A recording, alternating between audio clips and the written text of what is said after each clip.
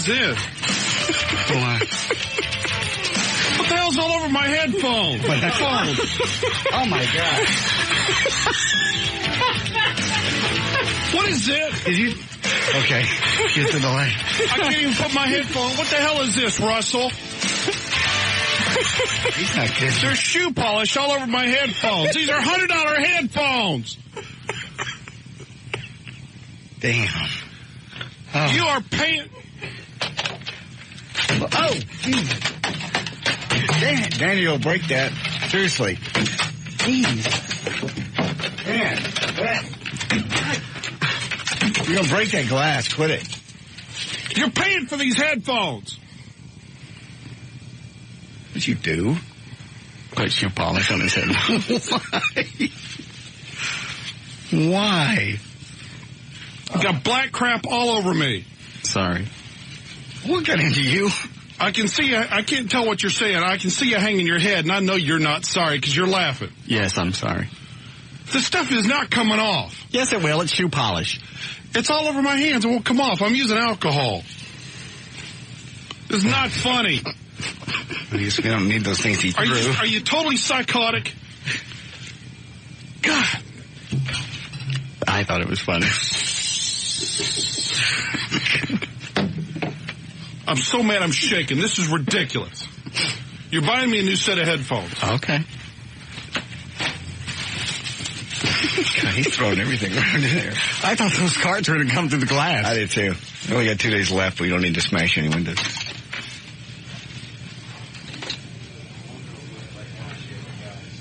Oh, he left the studio. Oh, he's coming in here. Oh, God. I can use today. What? I said I need some headphones I can use today. There's shoe polish all over my headphones. Throw up. I'm sorry.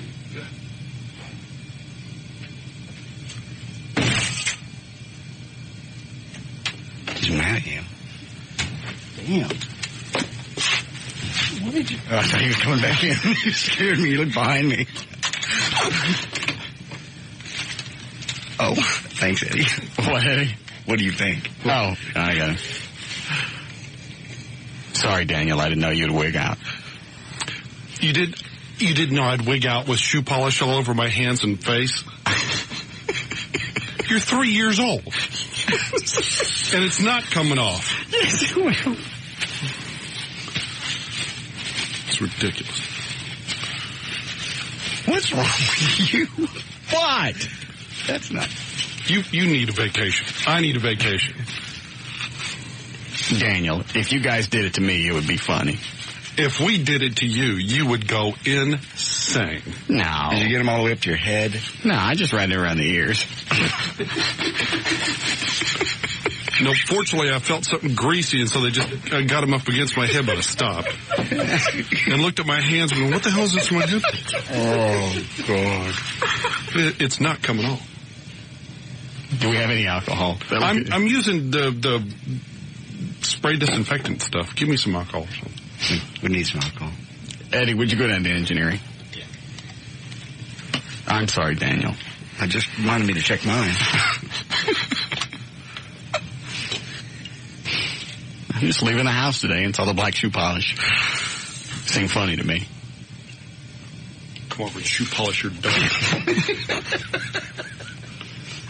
Now it's getting funny because he used to calm down. Wasn't funny for a minute. I really thought those cards were going to come through the glass. Yeah. He broke. See, it's embedded up there in the glass. They're not keeping any of these windows, are they? Not now. These are... Look up really close and see if that's cracked. Right up there at the very top. D40? Where's the paper towel? Yeah. I've got a piece of the card is actually stuck on the window somehow. I don't know how it did it. I think it's embedded into the glass. And that's thick-ass glass. I threw hard. Pieces of them everywhere. We don't need cards anymore. No, they're tapes. Mm-hmm. Well, I hope you got a good laugh. I feel like I'm in trouble with my dad. I don't think I've ever seen him that mad. What kind of headphones do you have, Dan? I'll go buy some new ones tonight. Those are the Sony. They're just like what I got. Yeah, just like yours. The MDR studio monitors. Yeah. Mm-hmm. They're $100. MDR 7506. I'll go buy some today. Oh, thank you, Ed. Thank you. You are insane. What did you think I was going to do? Laugh? Look at the joke on me. It's funny. It's JD's idea. It was not. Don't you even. Don't you even. It's Juneteenth.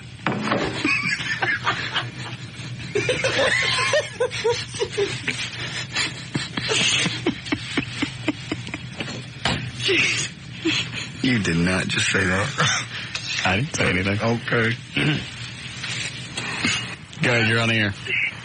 Oh, I was just going to let you know you can use acetone or nail polish remover with acetone to get that off. Yes. We don't have that. We got a bunch of sales chicks up here. They should have that. Yeah, somebody will have it. Do what? Thanks.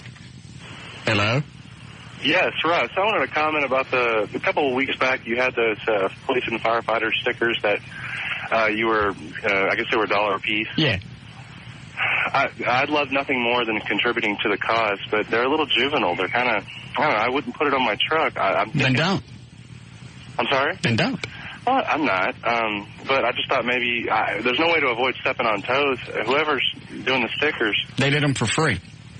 Oh, well, that explains it then. All right, thanks, man. What's your problem with them? Well, they're just dumb looking. So what? All. Then don't buy one.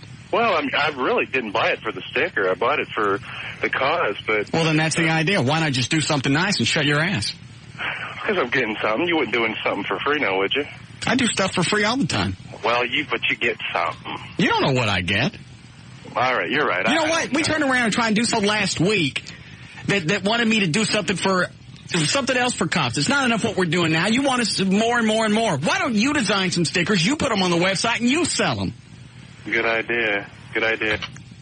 Yeah, I thought it was a pretty damn good idea. Seriously, it's getting to the point where I don't want to do anything nice for... Can't say that either. No, I don't think you can Probably say that. some jackass. I knew you were going to work that word in somehow. Some jackass that doesn't like the way it's done. It's just one, though. It's not, for that guy that cut the What the hell does that mean? They're juvenile. Says I back the blue. Don't beat me, I back the blue. Yeah. How many times you seen one of those? I don't care if you like it or not. It just dumbfounds me that you're that stupid and you think, here's the best part about this, you think you can call up and give me advice.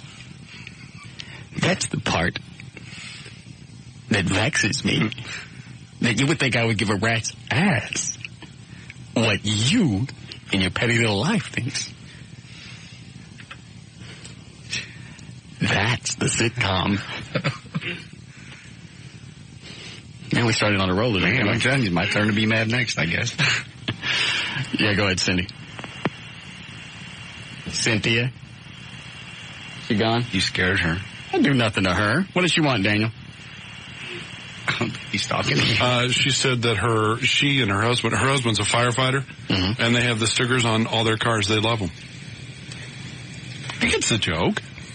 They're just humorous stickers. It's not slamming anybody. It says if I'm on fire, put me out. I back the red. Don't beat me, I back the blue. The company that did them for free. Screw you. Design something and print us 1,000 stickers for free, and I'll take those. So far, we've made like $700 for the foundation just by selling stickers we got for free. And more often than not, this was a cool thing, somebody would send in a check like for $25. Right. They go, send me 2 stickers each, keep the rest. Keep the cash. Yeah.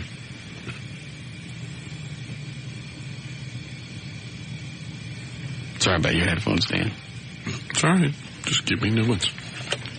I'll go get some tonight. I'll get you some nicer ones than what you had. No, I was happy with these. They've lasted me a long time. I like them. They're good headphones. They're not ruined. You are not going to try and get out of buying him headphones now. No, I'll buy him some if that's really what he wants. That's what he wants. We can use those as spares. We can clean those up. Put them on gas. No, we don't clean them up. We leave the crap on them. Well, they may not work anymore. I threw them, too. Oh. Yeah, we'll get Jay to fix them. He can fix anything. Go ahead, you're on the air. I'm on the air? Yes. Man, I just saw a commercial with y'all guys, and Russ, you remember when you were sick for a couple months? Was I sick for what did I have? I don't know. You just kept complaining of just coughing up crap and feeling sick and coming in all the time crappy sounding like it, too. That was my allergies. Mm-hmm. Well, anyway, they did a commercial or something where they videotaped y'all doing the show, and, man, you look like crap. No offense or nothing. And J.D. and both y'all are wearing sunglasses or something? Obviously none taken. No, certainly not. No offense taken at all. Well, was this a little 10-second spot? Yeah, it's pretty fast, man, but you need to talk to somebody and take it off there, man, because it looks like you stuck your finger in a... I like them. That's why they're still on. And you know what? Those were free, too. Mm-hmm. We shot those almost 2 years ago. It's time to shoot some new ones. Eddie wasn't with the show when we shot those. True. We're owned by Channel 11. Not Channel 11. We're owned by the same company that owns 11. Mm-hmm. They can come over and shoot spots. Isn't that the only place that they're running anyway? 11 and 21? Yes. Call Andrew over at 21. He'll come shoot some. I might have access to the same equipment we used the first time. Good. All right. You ready to go? Uh-huh. Do you have audio? You ready to give it to me? Nope. No. Thank you. The flying start today. That's all right. It'll crap pretty quick. All right. 324. J.D. Ryan's on the new 105.3 FM Talk with News. Thank you, Russ. And news brought to us this time around by Service King and by Nextel. 1-800-NEXTEL-9. It's how business gets done. Wednesday, June 19th. It is Juneteenth. Mo Howard's birthday is today. He died back in 1975. Tracy Lords is 33. Paula Abdul turns 40 today. And Wilson of Hart is 52. And Spanky McFarland is 60. Juneteenth at the African American Museum today. It's going on all day until 5 o'clock. You may want to check it out. Dallas County Commissioner John Wiley Price will read the military orders that freed Texas slaves and storytelling and children activities all day long. That has got to be the biggest slap in the face. Not only were you a slave, for however many years, yeah. They don't tell you until like 2.5 years after emancipation. That's pretty bad. We can get around it, though. Oh, by the way, you can go. When did that happen? A couple of years ago. We was busy plugging the president. Dan, who's bringing food today for Juneteenth? Red Hot and Blues is bringing food today. All right. And in case you missed it yesterday, the studio... Is there anybody in the conference room today? No. Okay. The studio audience is open only to black people today as we celebrate Juneteenth. We had a bunch of things planned. I thought we should just play it straight. Just a simple thank you. Eddie, do you have the list of things that we were going to do today? The food will be here at 4 o'clock, by the way.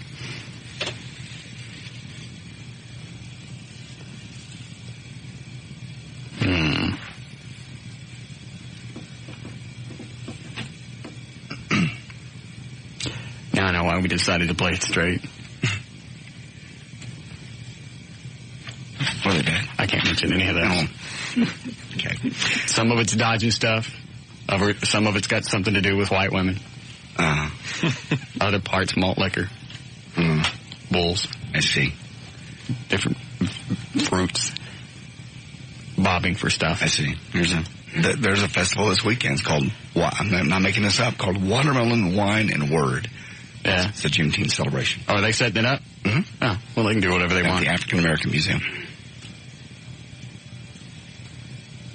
Any carjacking contests? Anyway, 2/3 of Catholics don't think the bishops in their church went far enough earlier this month to protect children from the predatory priests. The Washington Post poll released today said 3/4 overall felt the guidelines didn't go far enough. The U.S. Conference of Catholic Bishops adopted a policy last week that allows the church to keep some sexually abusive clergy in the priesthood but bar them from face-to-face contact with parishioners. Many have called... I don't need face-to-face contact. I have the door. Easy. Many have called for a zero-tolerance policy. This is Jesus and his round disciples. Half stop. No. An anti-abortion group had an airplane fly over Southern California beaches towing a giant banner depicting what the group said were 2 photos of a 10-week-old aborted fetus. The 30 by 100-foot banner passed back and forth over Santa Monica Beach for about a half hour over the weekend. Banner carried the message, 10-week abortion. The aerial campaign is part of a national drive that has included displays on college campuses and billboards pulled by trucks during rush hour. Why is it people can show that in public? I mean, like if I wanted to get a great big banner with like a coat hanger. Stop it. Or set of stairs. Yeah, stairs. Don't like abortion? Try the stairs. No. I mean, seriously, if they could do something like that, show aborted fetuses in public, why can't I just have a banner with 2 people having sex? I don't know. Certainly a lot more appealing. Yes. They can do that, and I've had run-ins with a Dallas group before that they would be across the street from our home. There was a high school across the street from the house, and as long as they stayed on the sidewalk, no one could touch them. And I went over and had a really nice, serious talk with them and asked them to please not do it across the street from my house, to do it on the other side of the school. And after 2 days of it, they finally moved. But I said, my daughter's 10 years old. Was this an abortion group? An abortion group, okay. And they had those posters just like the ones that, they show aborted fetuses on. Right. And I asked them to please not do it in front of my house. My daughter's 10 years old, and one of them started screaming at me, she needs to see this! She needs to see what it's going to be like! And started taking my picture to post as someone that was against them. You should have reached inside their uterus. Give me that baby. Well, after a couple of days of it, I finally got them to agree to at least move to the other side of the school where the parking lot is, that sidewalk, because that didn't face any homes. But there are a lot of little kids in our neighborhood that didn't need to see this. They don't need to see something that horrific. Do they really think this is going to make a difference? Actually, later in the story, it says some of the beachgoers didn't even get it. They were just looking up going, huh? Well, whatever. They saw it, but didn't. 10 weeks to get 2 pizzas? I ain't paying them full price. I'm getting my discount. I wonder how they keep on. Maybe it's mail order. Yeah. Where's this guy? 2 pizzas. He's out of L.A. This was over the Santa Monica Beach, but he's based out in L.A. Isn't that where the pier is and the carnival and all the other stuff? Santa Monica. Yeah, we've been there. So they had the big, Ferris wheel. I'm on the deal. Is this a group? Yeah, he's the executive. This guy, Greg Cunningham, is the executive director for the Center for Bioethical Reform. They finance the flyovers. Bioethical. Daniel. Yes, Russ. Please get the pizza man on the phone. Thank you. I'll call him.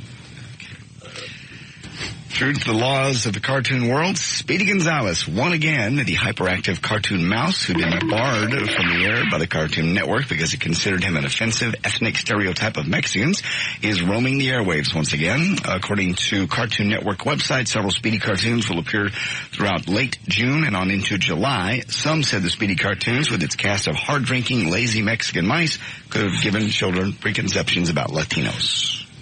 Speedy's back. Singer Bobby Brown is in a Virginia hospital having an infection treated. Brown was traveling with his wife, Whitney Houston, in their bus when they stopped at a hospital in Fredericksburg, Virginia, because Brown was running a fever. Brown was given antibiotics through an IV. He will be fine. He will recover. Infection on my knuckles. Sometimes she opened her mouth. You hit some in the teeth. Yeah. Cuts you. Cut up my knuckles. I got a defection. Swollen up. The only good thing about getting an infection, your hands swell up, something bigger to hit her with. Bless. The Piano Man's career has had a sour note. Billy Joel checked into a substance abuse and psychiatric hospital for a quote-unquote personal problem. What's wrong with him? The 53-year-old singer is staying at the Silver Hills Hospital in New Canaan, Connecticut. Billy Joel, according to to his people, recently checked himself into the Silver Hills Hospital for a planned 10-day stay to deal with a specific and personal problem that he had recently developed. There's somebody saying they saw him recently at a concert. He was just blasted. Like drunk or on drugs? They weren't sure. Maybe University Bobby Brown story again. Sure. No, I'm kidding. Okay.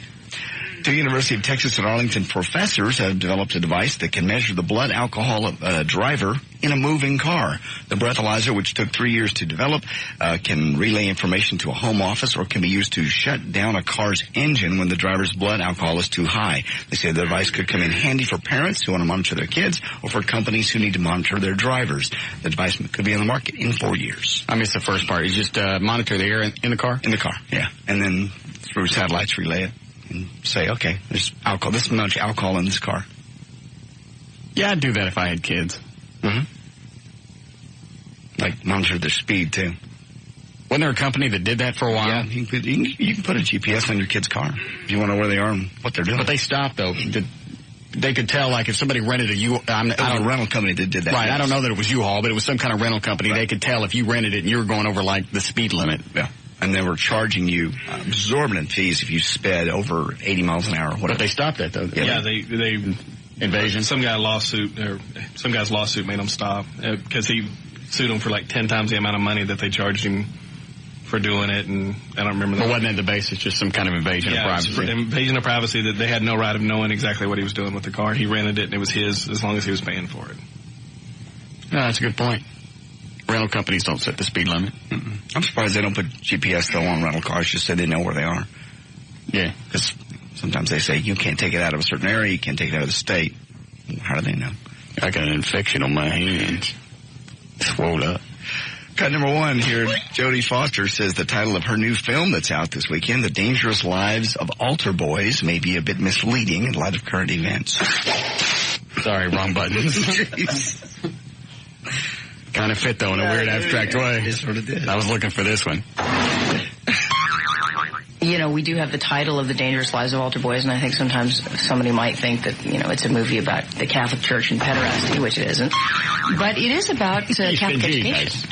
And I think that is on people's minds today, and they're interested about it, and, you know, how authority and this idea that somehow if you squash kids' self-confidence and if you keep them down and you use your authority in some ways to lessen their creativity, that will keep them safe. And in our film, that idea is very misguided. Okay. Did she get a boob job? Yes. Good. She had some fried eggs. Mm-hmm. That was too bad, because she's kind of cute. Cut number two, she was asked, this is her spin. If you listen through this, basically she's saying, this movie's going to suck and I know it. But she's asked how she thinks The Dangerous Lives of Altar Boys will fare against the big studio blockbusters coming out this summer. I think it's the right time for the movie. I think the counter-programming does work really well for indies because, you know, you want it to be a time when people are going to the movies, and sometimes people just discover indies because they're, you know, they don't know what else to see and they're out there. And so I think it's actually a good time for us, and the kids are getting out of school and getting more interested in seeing films. It is rated R, so we're not counting on young people going to see the movie. We're hoping that adults will take them. She just kind of whizzed in her own punch, didn't she? Yeah, she did. Hey, it's a movie, you know, kids get out of school. Of course you can't go see it. We hope kids don't see it.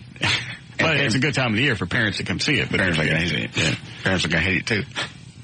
It's an independent film, so, you know, it's, what did you say, counter-programming. That's what this is, because they're going to be at the theater anyway, buying the popcorn, and they may just accidentally walk into our theater. Sometimes, you know, you put up Attack of the Clones and put your own movie in there. Crap happens. Number three, Steven Spielberg says he got expert advice on how to depict the future in Minority Report, which opens this weekend. I was able to gather talented forces and put together a symposium of 23 futurists from all across the nation who came and spoke. Is this the one with Tom Cruise? Yeah. Right. Spoke to me several years ago about what their view of the future would be. And they were very practical thinkers, and I took off the top, skimmed off the top, a lot of their ideas that they were offering me in the symposium to try to give you a sense of what their professional thinking is about what the future will be. And Tom Cruise on Steven Spielberg's vision for the future in Minority Report. That's the thing that I think was really smart, I think that Steven did, which is making the world accessible, something that that's different, but that we could still relate to, something that is in the future, but not, you know, it's not to the extent of something that people go, oh, I don't recognize that. You see the old and the new. The set design is extraordinary. There it is. So that's out this weekend with Mr. Cruz. All right, you want to be a VIP at our second annual party? You can buy 2 tickets and you get parking and tent access and the whole thing for $105. We got a tent? Yeah, VIP tent. I didn't know that. Yeah, VIP tent, VIP parking, access, the whole thing for $105.30. You go to kyng.com and click on the big party logo. We'll see you there. Stop. Damn, what a strange hour. Okay, there's news and information. I'm J.D. Ryan on the Talk That Rocks, Texas.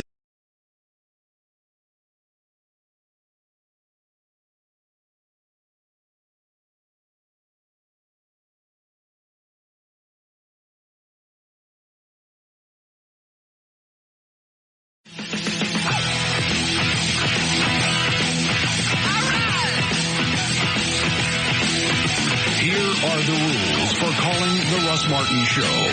Do not call and ask for phone numbers or websites.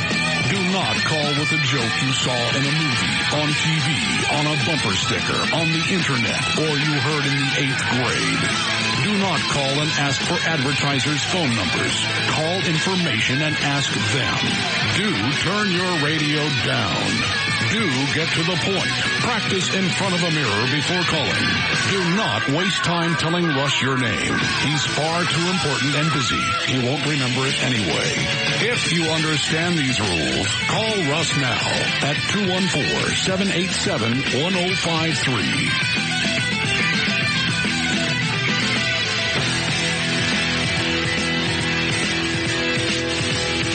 All right, 344. Let's do a check on traffic. Jonathan Dodge at the controls of the new 105.3 FM Talks. White Lightning. Why, thank you, Russ, on this report brought to you by Cuervo. Vive responsibly, drink responsibly. Also brought to you by the Flame Broiled Whopper from Burger King, America's favorite burger at BK. You got it. Only one accident report so far in Dallas-Fort Worth. That's northbound I-35 prior to Swisher. That's blocked in the right lane. Causing delays across the Lake Louisville Bridge. That's it. This report brought to you by Sears Auto Center. It's the biggest Michelin sale of the year with all Michelin tires at the lowest prices of the season. Only until July 3rd at America's Car Care Place. Sears. Where else? That's driving. I'm Jonathan Dodge in the new 105.3 FM. White Lightning. Thank you, Jonathan. All right, we have an orange level air pollution watch today. Fair 71 for the low, partly cloudy, breezy, 91 tomorrow. Maybe some showers moving in by Friday. 91 degrees now at the Talk That Rocks, Texas. It's the new 105.3 FM Talk. All right. Let's see. What time, Dan, did you say food was coming up today? It should be 4 o'clock. All right. I'll extend the offer one more time. Any black brothers and sisters, welcome to come in today and celebrate Juneteenth with us. No stick, no gimmicks. You guys take enough crap from us. And we screwed you around and didn't tell you 2.5 years after the Emancipation Proclamation. We figured the least we could do is feed you. Yeah. A little barbecue, make up for it. Try not to take anything while you're here. Quit.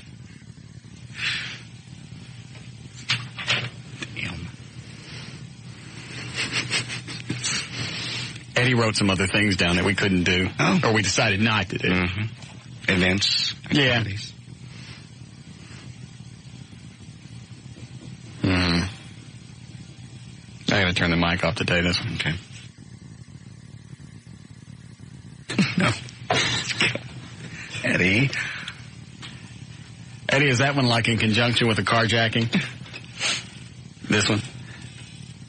Yeah. Yeah. Almost like the baton. The baton, yeah. Yeah, but instead of handing off a baton, you hand off a white woman. Yeah. Okay. That's very good. A type of relay, I assume. Yeah, some people would call it that. Okay. Yeah, go ahead, Christine. Hey, I have a question. Where do black people learn to talk the way that they talk there? You know, where you hardly can understand them. And it's... where are you from, Pumpkin? Minnesota. Of course you are, yeah. Yeah.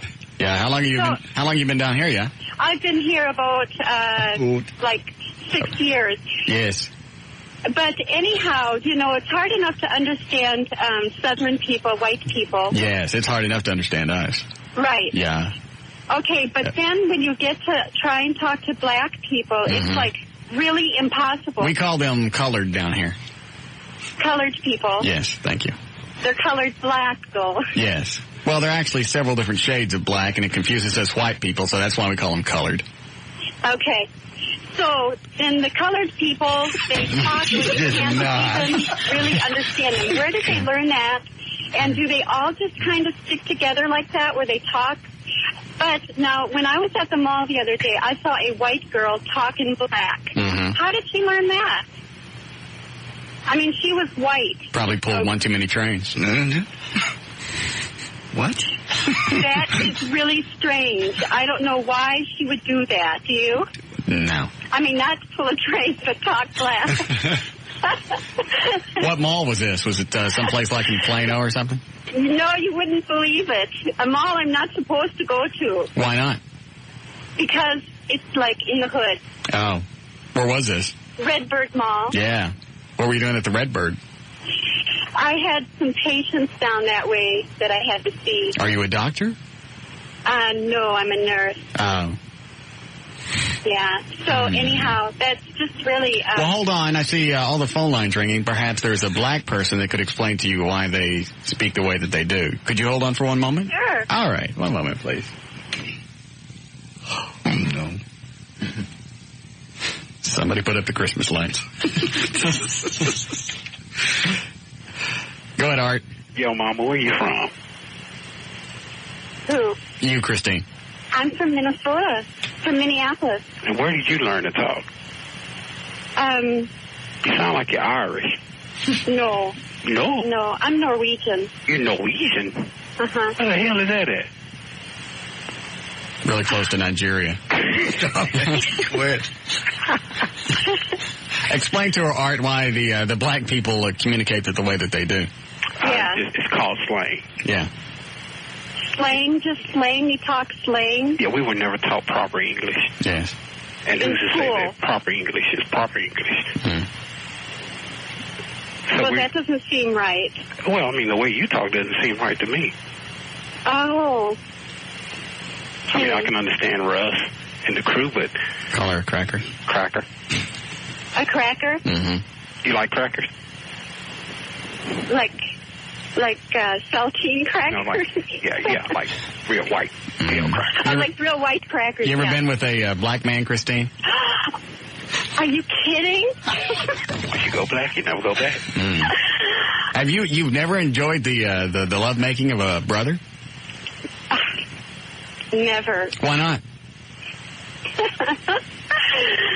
No. You just didn't have the opportunity, or does that the whole idea just not appeal to you? Well, you know, I never thought about it. Why don't you let me pick you up tonight and bust you out? Yeah. No. No. Yeah. I do it long. Bust that onion wide open. Wide open. Well, back to the language. Yes. Language. Thanks for calling. So where did you learn that? I don't know. Every culture's got its own language. What do you care? Oh no, I'm just wondering where. And I guess we. From. And I guess we sound. Did they talk like that during the 20s? Did they what? Did they talk like that back like in 1920 and 1930, or is it? I don't know. I only been black for like 8-9 months. Oh, you're black too? Yeah, yes, I am. Oh, no, I can't listen to you anymore. Then no. Oh, I'm talking to a black man. Ooh. No, I don't mind black people. Goodness sakes, I just wanted to know why they talked like that. I don't mind them. Yes, they're okay in small doses. Yeah, as long as you don't touch one, because you never know. Oh, I'm a nurse. I touch them all the time. You do not. You twin. Well, she's got the big oath she took, yes. But I always make sure I wear my gloves. Yeah, because you never know. You touch too many of those black people, you get the sickle cell there. Oh, you can't get that. Well, okay, it was nice talking to you guys. Well, it was nice talking to you there. Okay, have a nice day. All right. Bye. Oh, hold on. Dan, is line 4 for Christine? Line 4 and 6. Oh, hold on a second. Just a second, Christine. Hold on. Okay. Is it Nicola? No, Michaela. Michaela, go ahead, baby. Hi, I just had a question for you. I'm a black female. I'm a physician, and I just want to know how you got to be so ignorant. You know, I don't know. All black people do not speak slang, and they don't speak ghetto. They all speak it? No, they don't all. Do I sound like I'm speaking slang to you? No. But No, I'm not talking about the ones that you said why you want your questions very general. You want to know why black Yeah, you people really speak did. that Yeah, way. Christine, you said all black people. You said all black then people. I am so sorry. I apologize. You are a disgrace to the medical profession as a nurse. Yes, you are. You should take your ass back to Minnesota. Yeah. Yeah, maybe I should. Oh. All right. Everybody's gone. I've had enough. It was interesting for a while. Very interesting. What is it, Kathy? I was calling about the comment that she made about black people. I am a black woman, and I think what she said is very negative. I lived in Minnesota for 5 years. But seriously, you wouldn't really want to touch a black person if you had to, would you? I wouldn't want to talk to a black person if I had to. That's ridiculous. No, I mean touch. Touch? Yeah, she goes, oh, that's different. I'm kidding, Kathy. What were you going to say? Oh, I was going to say she's very ignorant, and I work in the medical field also, and I can't... Well, why do you think we left her on the air? If she had a good point, that has no use here. I didn't realize that until I was listening on the phone, trying to get in and say my comment that she sounds very ignorant. I think she's just... That's about as white as you can get. Yeah. Well, Minnesota's about as white as you can get. Minnesota's black population is only about 3%. But it's a lot down. I lived in St. Paul and Minneapolis for 5 years, and I don't understand how she haven't even seen any black people. Yeah, she acted like this was something totally new to her. Exactly. Well, she called to let me know that the Juneteenth celebration, that's strictly a Southern holiday. We don't have that up there. Yeah. I mean, she was just... Well, we have it, but we don't tell the black people about it. Because then they'd want to celebrate. Exactly. And I can't wait to get off of work from work now. What are you going to do tonight? Celebrate. You're going to come up here? I'm going to go out and have me a couple of drinks. You can come up here. We got food up here for Juneteenth. Oh, really? Seriously. That's not a hose. Where are you located? North Dallas. Okay, I'm in North Dallas. All right. Do you know where we are? No. I guess not. You just asked me. I'll put you on hold, Dan. I'll give you directions real quick. Okay. All right. Yes, all black people are welcome up here today for Juneteenth. They're setting up the food right now. I'll grab these. We'll take a break. Go ahead. You're on the air. Hello? Yes. Hey, man. Yeah. Russ Martin, are you black, dude? Why? Because I just moved to Texas, dude, and I don't know. I haven't seen your picture. And I'm just asking because it would make it a whole lot funnier if you were. It would? Yeah. I was just wondering, man, are you or are you not, man? Yes. Oh, right on, dude. Black. That's cool, man. Mm-hmm. Right on. Well, I'll let you guys go, man. I got to work. All right. Later. Oh, I get it. That was a slam at me. The white man has to go to work. I didn't even pick that up. When you're black, you pick up on little nuances in people's speech. Yeah. Because he said that right before he hung up. I have to go back to work. Yeah. Go ahead. Yes. Dan. Russ. My name's Nancy. I have to offer this lost Minnesotan soul some help. Oh, my God. I'm from Minnesota. She has disgraced us. Yeah. I've lived there all my life. Now, why is it if you lived there that long and she did, how come she talked funny and you don't? She is not from Minneapolis. I'm from, like, the most southern portion. I'm from a little town called Waukesha. Isn't it funny how up north it's southern? Yeah. Well, she says she's Norwegian.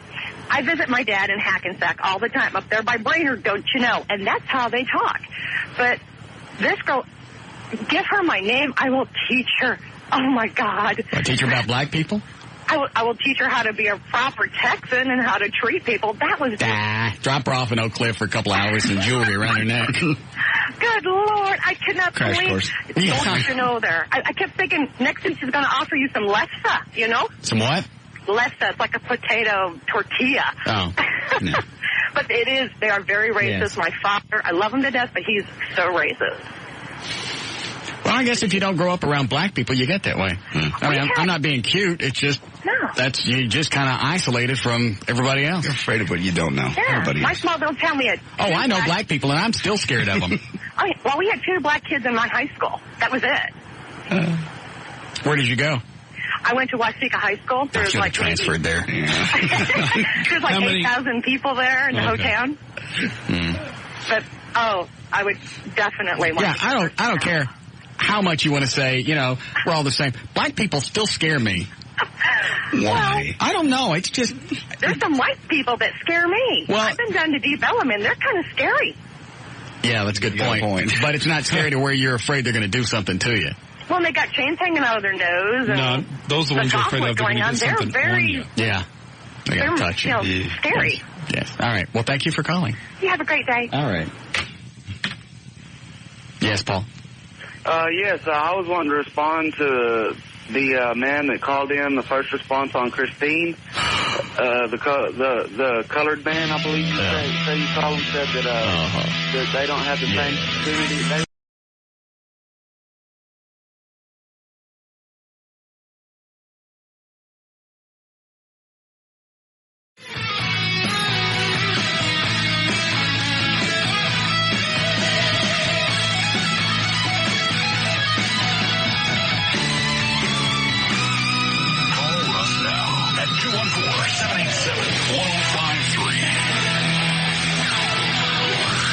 All right. Just after 4 o'clock, J.D. Ryan is here. Producer Dan Lewis, Eddie Boyd, Jonathan Dodge is in the thing. I'll leave anybody out. No. I told Everett not to come in today. Why? I wasn't in the mood. Oh. Okay. I can only take him in doses now. He's driving me nuts. Why? I love him. He's one of the best friends I got. Mm-hmm. He drives me nuts. I know. Sometimes it's good for content when you launch on him. So is he coming Friday? Yeah, I told him Fridays were okay. I told him we were tightening up the show a little bit. Oh. You know, I'm having problems with Dan and JD and Eddie, so maybe if you just came in on Fridays for a while, give me time to tighten up the show, tweak some bolts, do stuff like that. Of course, I sent it in an email, so I didn't have to talk to him. Jeez. Then I get a call from him. Have I angered you?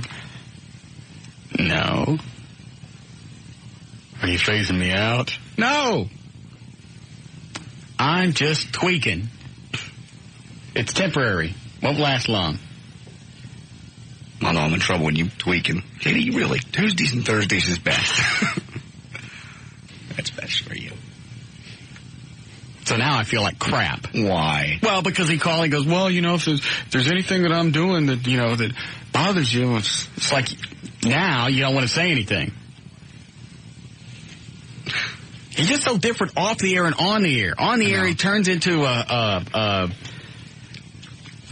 of eclectic. Off the air, he's a lot funnier. Yeah. And for some reason, a lot less annoying.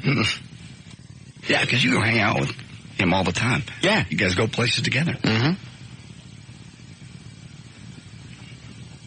Does he try, and when he's in person, he doesn't try to be funny? I don't know what it is. All I know is I feel like crap now. He'll be back next Wednesday morning. Yeah.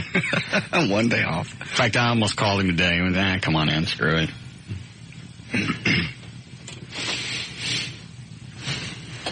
Oh, and I had an argument with Rob before the show today. Oh, I've seen Rob. He's very morose. What do you guys argue about? Let me guess. He still wants the signage, banners in the parade, station vehicles. He called me some bad names. Did he? Mm-hmm. He was mad at me too for not standing up. You could have been on my side. Well, in a way, I kind of was, but in a way, I also see Russ's side. You know. Why is there? What are the two sides? The fact that it's his job to promote this whole radio station. Okay. And he's spending a lot of time and energy that they're paying him for to do this processional, whatever you want to call it. Right. And he'd like the radio station to get some, if there is any kind of publicity to be had. Let's say Channel 4 wants to send a copter up, and hey, this is a really cute story that they could potentially feed to Fox News. Well, then let him have it. That he just wanted the station to benefit from that because that's his job. His job is to promote this radio station. It's not just to set up little things. It's to get those call letters known by more people, thusly the ratings go up for the whole station. That's his point. Well, then they'll have to promote something else. Yeah. Your point's well taken also, which is it's a gift. It's a gift to the cops. And they're doing it. I mean, So now he's pissed at you. He was miffed. Could have been on my side. Could have backed me up. Hello? Yeah, Stacy. What's going on, Russ? Yeah. Why you scared of black people, man? I listen to this show every day. I'm thinking. Keep thinking. Ain't nothing to be scared of, man. I kick it. I see what you. I got a sense of humor. Hell, I'm scared of some black people, too. Okay. Some white folks, too. What's the deal? And we're all scared of Mexicans. Huh? Yeah. And black people and white people, we're all scared of the Hispanics. Yeah. Well, no. You can't. See, that ain't right, bro. You can't say that, man. Apparently can. Yeah. No, I went down to when we were still doing mornings, I went down to the parking garage, and I forgot and left something in my car, and these two guys coming around, and when I came back up and told the story to everybody in the studio, the first thing out of my mouth was, these two black guys come out of from around the elevators and asked me for a cigarette. That scared the whiz out of me. Yeah. Oh, come on, yeah, 5 or 5:30 in the morning, there should be nobody in that parking garage. Too old for that, Russ. Now, if it had been two white guys, I don't think it'd have bothered me. But it was just two great, big, muscular black guys. I'm gonna tell you, that scared me. They wanted a piece of my little white ass. I'm going to tell you better be scared of. You better be scared of these 17-year-old white kids that's blowing up every damn school and shooting everybody. That's what you need to be scared of. You heard black people shooting. And we got all the damn gun stores in our neighborhood. Yeah. That's a good point. That is a good point. Yeah. And, they got all the amphetamine labs in their neighborhood. We don't. All we do is smoke weed. All right, then I won't be afraid of the black people anymore. Let me tell you now, we're not celebrating today. If anything, I'm pissed off. Why? Because, hell, the man was 2 years late. And I'm pretty sure that guy, whoever it was, got his ass kicked when he told her, he pulled up and said, listen, when he pulled up and they picking cotton, he like, we free. And like, what the hell you talking about, Jerome? We ain't free. Yes, we is free. You just not getting the news? Yeah, we free. I bet he got his ass broke. Who told him? Jerome. Damn it. That was the first black guy named Jerome. They told him. Right. So, Russ, don't be scared, man. I'm no longer afraid of the black people. So don't be scared. Just sit. I'm going to tell you what you need to do today. Hey, are you coming up today? You know what? I work right around the corner from Wild 100. Well, we're not over at Wild 100. But you will be. Yeah. Well, we're having the Juneteenth today. Come on up. Nothing. I might, man. Where you at? North Dallas, 635 at 75. 635, 75. Yeah. What's the name of the building? What's the name of our building? It's the New York Life. Yeah. Life sign on top. Yeah, come on up, bring your partners. Can I bring the fact with me? Yeah. You gonna roll one with me? Oh, I know Dad. JD will. No. JD. I don't know. Come on. No, JD will burn one, but he don't roll them. Come on. Well, hey. What? All right, Russ, man. All right. Bye, Steve. What I missed. What? I don't know. But don't say it again, whatever it is. You got it. Oh, yeah. Okay. All right. Oh, I get it. Okay. Took me a minute. Let's see here. I'll grab this one. Part of our conversation, Rob screaming at me on tape. Lovely. Is it being edited? Yeah, it is. He's got a mouth when he gets mad. Yeah. You just deflated him. Did you see him walk in the building last night? I've never seen him not be the big cheerleader. He was just, shoulders were down. He looked exhausted. Why is it what he's doing isn't enough? Because come Saturday, when all those cops and those firemen line up, and they're happy to do it, because I guarantee you, this is one of the few times that I could actually ever think of that cops and firemen lined up for a procession and somebody didn't die. Mm-hmm. So he's going to line up Saturday. These cops and firemen are going to show up. They're going to be happy for a change in a procession. I'm watching Dan eat in the other room. It's distracting me. What was I saying? Anyway, so that everybody's excited that they're all getting together, and this has got to be one of the biggest displays ever in North Texas of all the fire and police without somebody falling. I think it's cool. Some of the other cities are going to line up on the cities where the city council won't let them put a car in it. They're going to line up along and turn their lights on. It's pretty cool. Yeah. I'll bet you we get a couple of Dallas police while we're still in the city of Dallas. Yeah, just kind of accidentally. Hey, I was in traffic. License siren. So, I think Saturday's going to turn out to be a blast. Yeah, monumental day. There you go. What is it, Jimmy? Hey, I've heard on your station and a bunch of other stations I've listened to just over time, what's the deal with all these women who think they got, just because they have big cans, they think they're hot? They'll be like a 44 double D, and then you get them up to the show, and they're a big bull moose.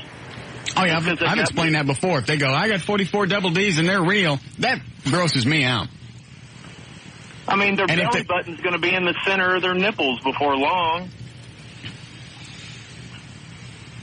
Because normally if they got great big cans, they got a big matching ass. That's just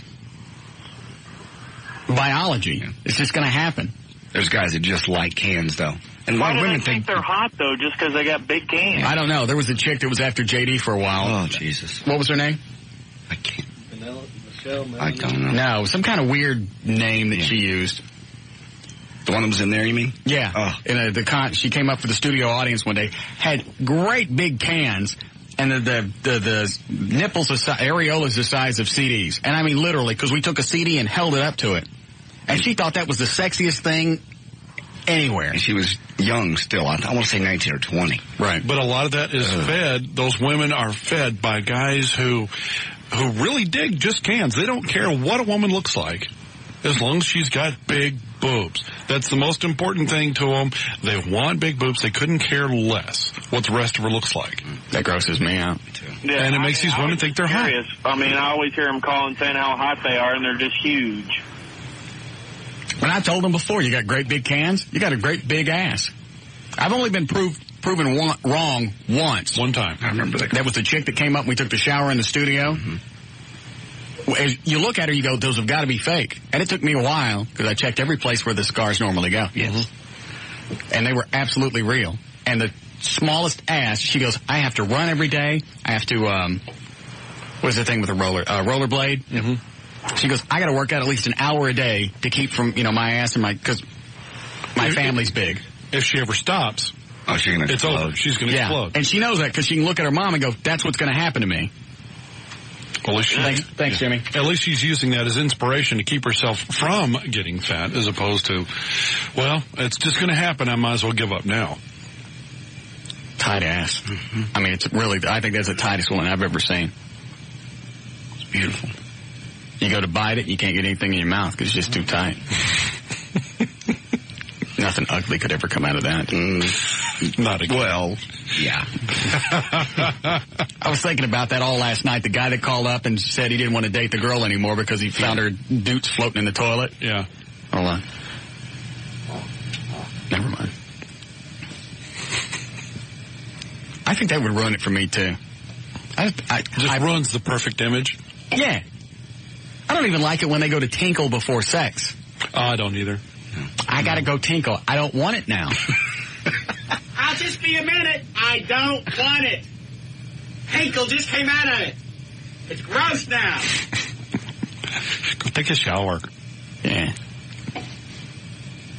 Yeah, I don't think I've ever seen a chick's business. I've heard them in the other room. Smelled them. It's in the skid mark. Yeah, the skid mark. I don't want to see that. The skid mark is almost as bad as seeing the floaties. Somebody left one in my brand new house. This last weekend I'm moving in. The first skid mark wasn't mine. Joy? Yes. Really? She's so tiny. She was so embarrassed. Like, that's why I never do it in your house, ever. I'm never doing it again. I'd rather explode. Yeah, if I was a chick, I would double check for skids and then get down there with your fingers and push it out. It's just, it was brand new. Yeah. I hadn't even skidded in it. Oh, that's right. Your apartments have never been lived in. Never been lived in. Now they've been skidded in. I don't want you now. You dookie. I just imagined that you never did up until now. Thanks. Yeah. I used to get so uncomfortable when I was dating, going over to a girl's house or apartment, because I didn't want to go to the bathroom while I was there. Yeah. No, you hold it in until you're in extreme agony, or you just have to leave. I've broken dates off and left because I didn't want to do it there, because I knew it was going to be bad. The twosies? And it was going to ruin everything. Yeah, because when we go, we're quite odoriferous. And loud. Yeah, that's the other part. All right, I just closed the door. I'll start the little fan, the exhaust fan. She won't know. Yes, another fan's going. I'll sit here and be quiet.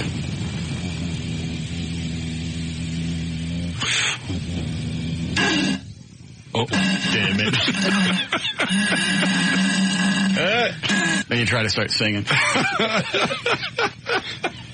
And down the dude. Bubble butt solo. Are you okay? Yeah, I'm fine. So you always hold it in. Why are you leaving so soon? This emergency.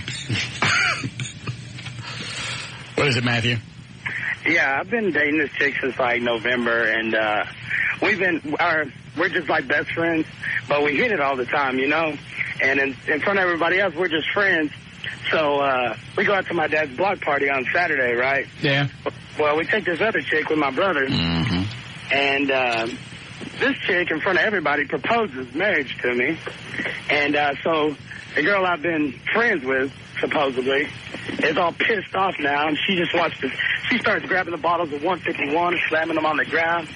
Okay, that I could handle, because this has gone. All right, who's got a clue? Going for the beer. I have no idea. Now There's a party and somebody proposed marriage and somebody else is slamming bottles. You think there's going to be a question at the end of this?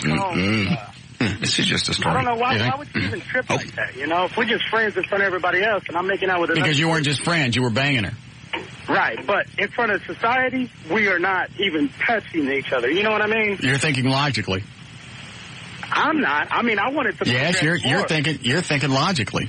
Well, I wouldn't wig out in public because, by the way that we present ourselves, we're just friends. She didn't think that way. She wigged out. That's why they call it wigging out.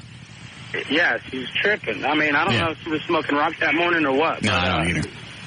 I mean, it's messed up, you know, because, I mean, I wanted to progress more.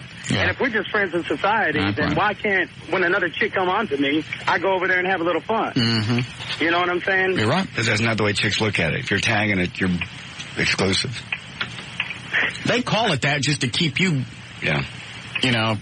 Well, I don't mind this relationship, you know. I mean, we're just friends and stuff. I mean, I can go out and do whatever I want to on the weekends and, you know, come home sloppy drunk and hit it a little while. You know what I'm saying? Bang, or a long bang. while. Yes. But, smack 'em. But, I mean, when I'm hitting another chick, right. what's the problem? Ice. Just because the whole time we've been doing... She's formed an attachment to you, dumbass. Didn't I tell him that? Yes. She's a woman. But in public, we don't pretend like we're dating.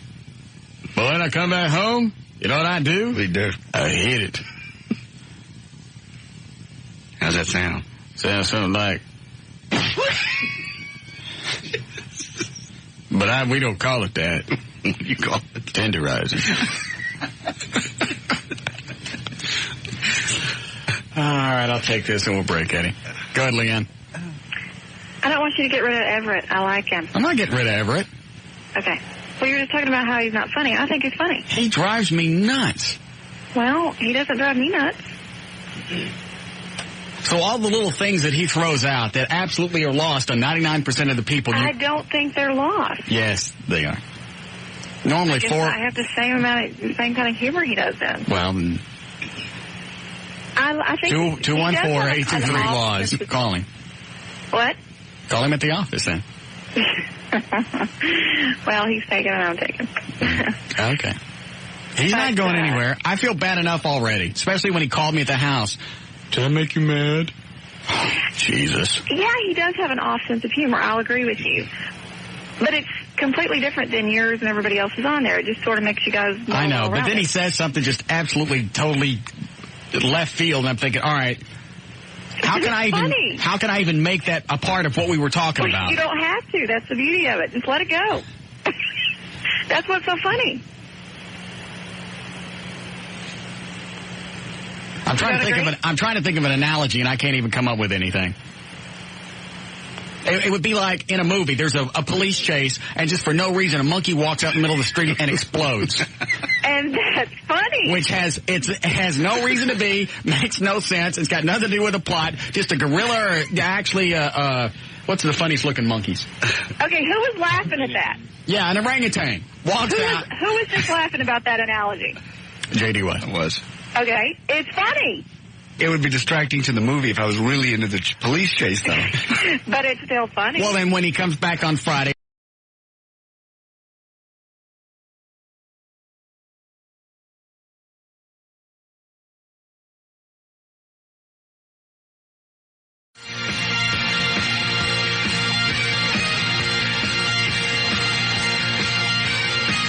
Can they actually bust you for banging somebody in the car? Only if you get, it's clear that you can be seen. Then it's lewd and lascivious conduct. Isn't it funny you'd know that? I've read news stories. Yeah. Hey, but luckily they're really heavily tinted. What? I got through to that anti-abortion group, the Center for Bioethical Reform. Oh, yeah. And I talked to the guy that paid for the signs, the guy that's the head of the group. Yes. And he's an incredible ass. He won't come on unless we give him a minimum 30 minutes. He says that this topic is too important and too complicated for 10 minutes or so. Wait a minute. So he's demanding a half hour. What would you say about abortion for 30 minutes? What can you say? If you're against it, you go, it's wrong, you're killing a human life. That should really cover it. Yeah. And if you're on the other side, you go, you know what, it's my own body, I can make the choice.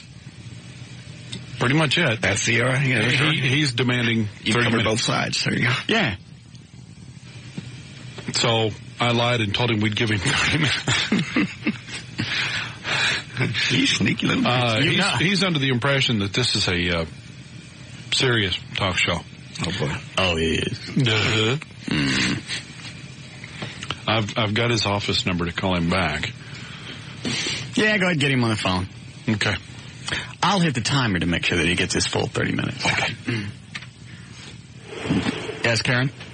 Russ, you've asked a question before about what it is people can do to listen to Kid Craddock in the morning and then turn around and listen to your show in the evening. Yes. And as far as a woman goes, I think maybe Kid Craddock is what we all wish we had as far as being romantic and sensitive and all that other kind of likes to shop, likes to cook stuff. Why is it I don't smell a compliment at the end of this? And then in reality, you're what we really get. I was just, trying to help you answer the question. It's a compliment in a way. No, it's not. Yeah, it is. I mean, you're an honest reflection of what men really are. Hey, he is not an honest reflection of what men I've got a rest of my own at home, so I understand. Real men burp. We fart. We picking our nose. We digging our ass. We scratch our balls. That's what. We look at other chicks. That's what Craddock does when he goes home. He just doesn't do it on the air. Well, but he just doesn't talk about it on the air, I guess. Right. Anyway, I just thought I'd... So somebody's being honest and somebody's not. Put my 2 cents in. So you don't mind being lied to in the morning? It's not really him. I don't know why, it's just... Nobody really plays any good music in the morning, I guess. I don't know. Do they play music? No. In the morning? No. No. Not at all. Dorsey does. Anyway. Going to get my heart done the other morning? Oh, I didn't tell you about this. By the way, sweetie. Yes, sir. Feel free to check out kidcraddock.com. Yes, I heard about that yesterday. Yes. Is it up and running? It's just one page right now. We haven't decided what to do with it. I got too many websites. I don't even know what to do with any of them. Okay, I'll check it out. All right. I registered terrydorsey.com last night. Jeez. You stop. Quit it. Warm line? Okay. Tell me about the Dorsey thing in a minute, because this is not going to take long. All right, Daniel, who is our guest? Our guest is Mr. Greg Cunningham. He is the executive director for the Center for Bioethical Reform. Yes. Welcome to the show, Mr. Cunningham. Good to be with you. Thank you. I appreciate the time and trouble of being on with us on our radio program. I'd like to make a programming note. Excuse me, just a moment, Mr. Cunningham. A programming note for the listeners.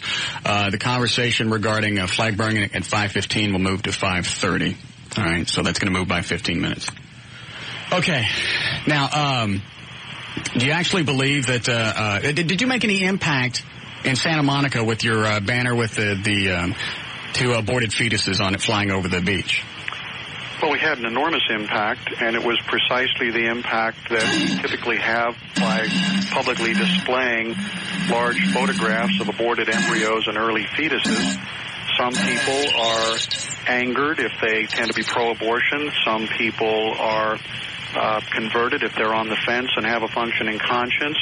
Some people who are already with us on the issue of abortion but disagree with our methods were scandalized by the confrontational nature of the tactics. So we produced confrontational nature of the tactics. I bet he'd take all 30 minutes if you let him. Yeah, I'm going to see another one. I want to see how long he goes without a gap. Undoubtedly saved because some of the women who looked up at that sign do have a functioning conscience, and some of them were pregnant, some of them were contemplating abortions, and some of them will decide to carry their pregnancies to term. Now, how were you aware that some of the women were contemplating abortions? We're extrapolating hundreds of thousands of people. Extrapolating. You could look at people on the beach and know that they want to get a coat hanger. Over the last 4 years, and we've displayed them on university campuses, we've displayed them on the freeways. By the way, if anybody wants to call in and jump this guy's ass, feel free to. I'm just jacking with him because we're killing time. Photographs as well, some of them coming in from around the world, literally from pregnant women. In fact, I can cite one specific example of a letter we got not long ago from a director of a crisis pregnancy center in Knoxville, Tennessee, after we had displayed these same images on the campus of the University of Tennessee in Knoxville. Been great to got this guy in the studio and pull the gun thing. This guy would have wigged out. On her campus, 8 pregnant students had come into the center for help, and all 8, independent of one another, none knew the others or knew of the circumstances of the others, confided that they were not only pregnant but contemplating abortion when they saw the pictures, and from that point forward, line 3, Daniel, in good conscience, terminate their pregnancies. Interestingly, all 8 expressed anger at us for confronting them with this imagery, but all 8 had to admit that after seeing the pictures, they were no longer able to terminate. Right. All right. I'd like to remind everyone we're speaking with Greg Cunningham from the Center for Bioethical Reform. You're enjoying the Russ Martin Show. As we take a phone call. Art, welcome to the program. How you doing, Richie Cunningham? Thank you. Just like to ask a question. Do you guys have any sympathy for small children? Well, yes. In fact, we would never take these pictures to an elementary school or to a playground or to a children's museum, and one of the reasons that we... Yes, I believe, Greg, he has a point. You did take it to a beach where children were enjoying the water in the sun. Just by chance, I've got a 9-year-old dog. I'm sorry, what, Greg? You're not taking my point. Every day in this country, millions of parents take their children to supermarkets and push them in shopping carts. I'm about to pounce on his ass. Okay. Magazine racks. Dan, you want to say anything to him? With news magazines that have color cover photographs. Are there any black people on the phone? I'd like for somebody to just call up and start dropping the N-bomb on him. Disturbing to children, so much Fetch me a black person if you would. The Department of Health has had to open a toll-free line. They didn't even answer the question. Never answered the question about the fact that there are children at the beach. They need to comfort their children, console their children who've been traumatized. It's an evil world. It's a dark world in which we live. But so you did these images. So you did. Well, you said you purposely wouldn't go to a schoolyard, but you did go someplace where you knew that you would encounter children. There's no place you could display these pictures, no public forum in which there's a guarantee that no children will be present, but we would not take them to a place where the people present are fetch me one yet? Children. I'm working on it. Oh. And will not be held to a double standard, Russ. I mean, it's really important to understand that we have one First Amendment in this country. We don't have... I'd like to strangle him. You know he's a party guy. For the expression of liberal thought, and a more restrictive First Amendment that prohibits the expression of conservative thought. That's a game that we won't play. Now, how would you feel if there was someone over the beach with a banner with perhaps people making love? Would you have a problem with that? I will tell you as a lawyer, that would be unlawful. It's pornography because it involves the lascivious display of busts, buttocks, or genitals. Right. What we're doing is not unlawful. Right. The First Amendment is designed... No, I just said, how would you feel? I didn't say, how would the law look at it?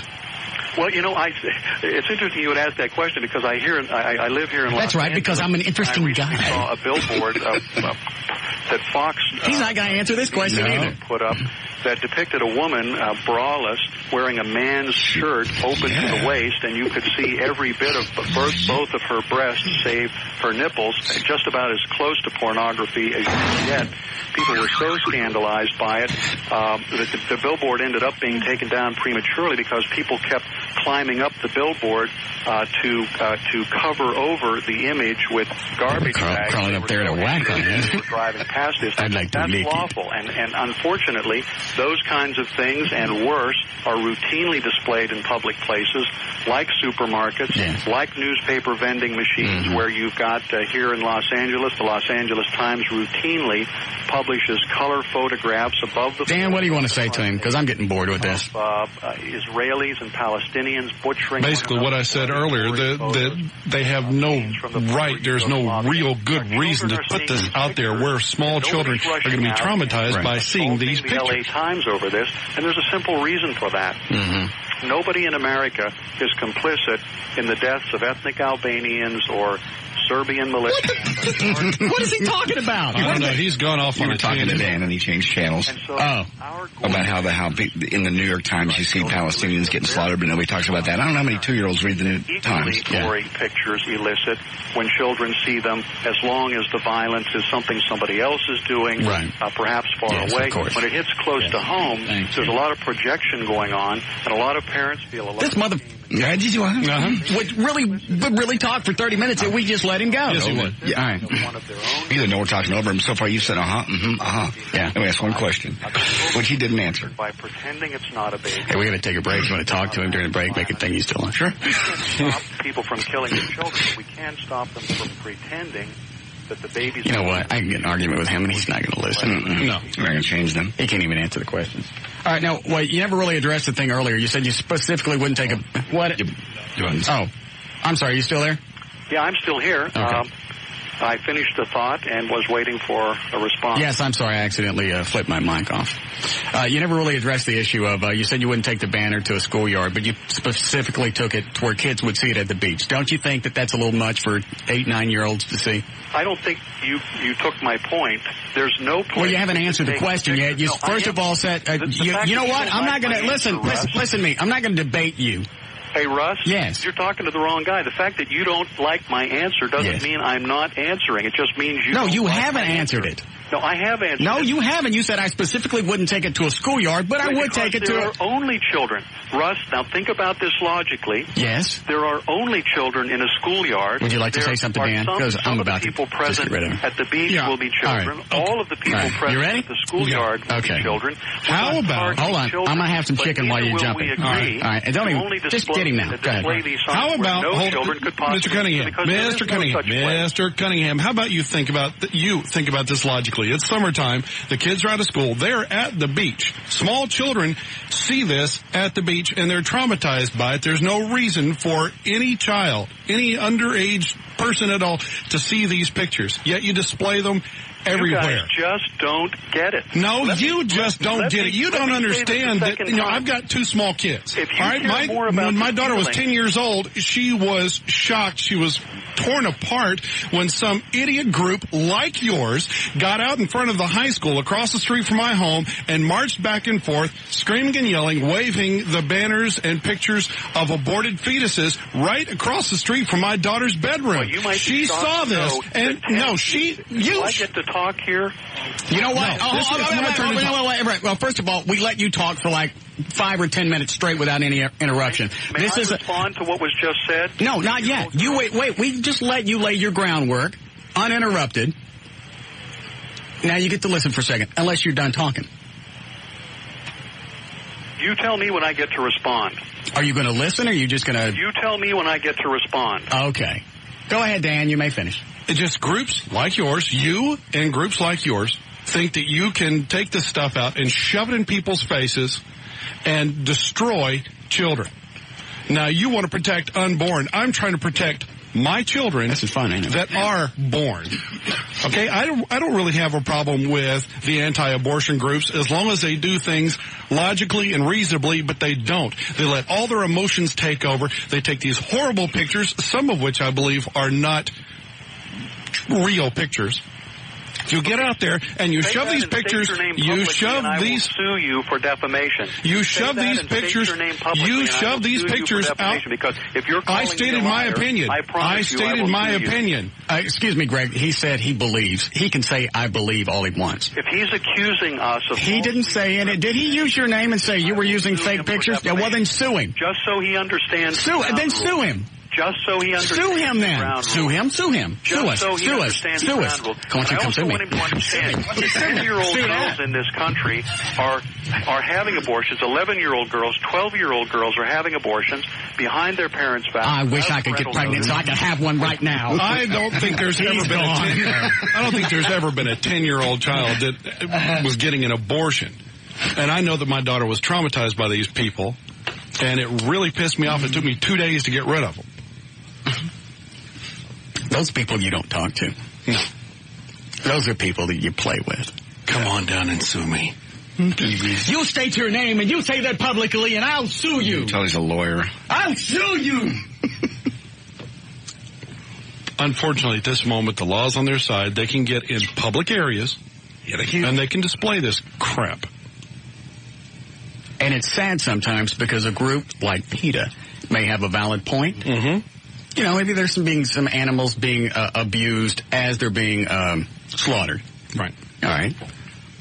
But they come off as nuts and nobody wants to pay any attention to them. It's just like this turd burglar right here. It's like, what kind of idiot takes a banner and takes it over a beach with 2 aborted fetuses on it? Idiots like this. Yeah, what's next? Six Flags? Hurricane Harbor? Yeah, why not? If there were adults there. There were adults there. Yeah. How would he like it if I just flew around his house all day with a plane with either whatever I could get away that was legal? Just a great big coat hanger. A big squat. I think that's legal. And isn't it funny? They have problems with people making love. Mm-hmm. Yeah, I don't want that. That's against the law. Well, first of all, that wasn't the question I asked you. How would you feel?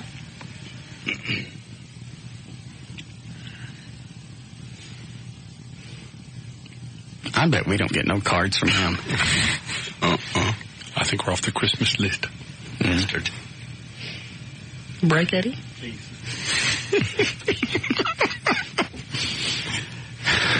This is the guy that I should have put through. Yeah. What is it, Zach?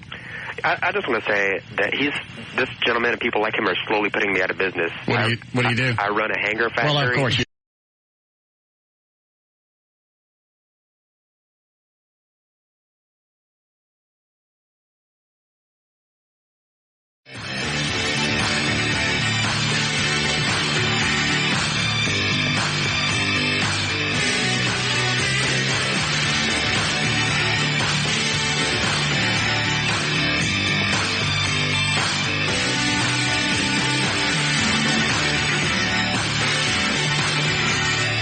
Probably still sitting in a funk wondering what happened to those nice guys that were on at the beginning of the show that they switched on me there. Yeah. Do all the flag burning conversation at 5:30 and then all of a sudden next thing I know somebody's jumping up my ass.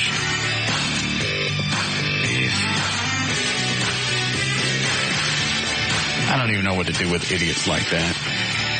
You're not going to change them. All you can do is have fun with them. No.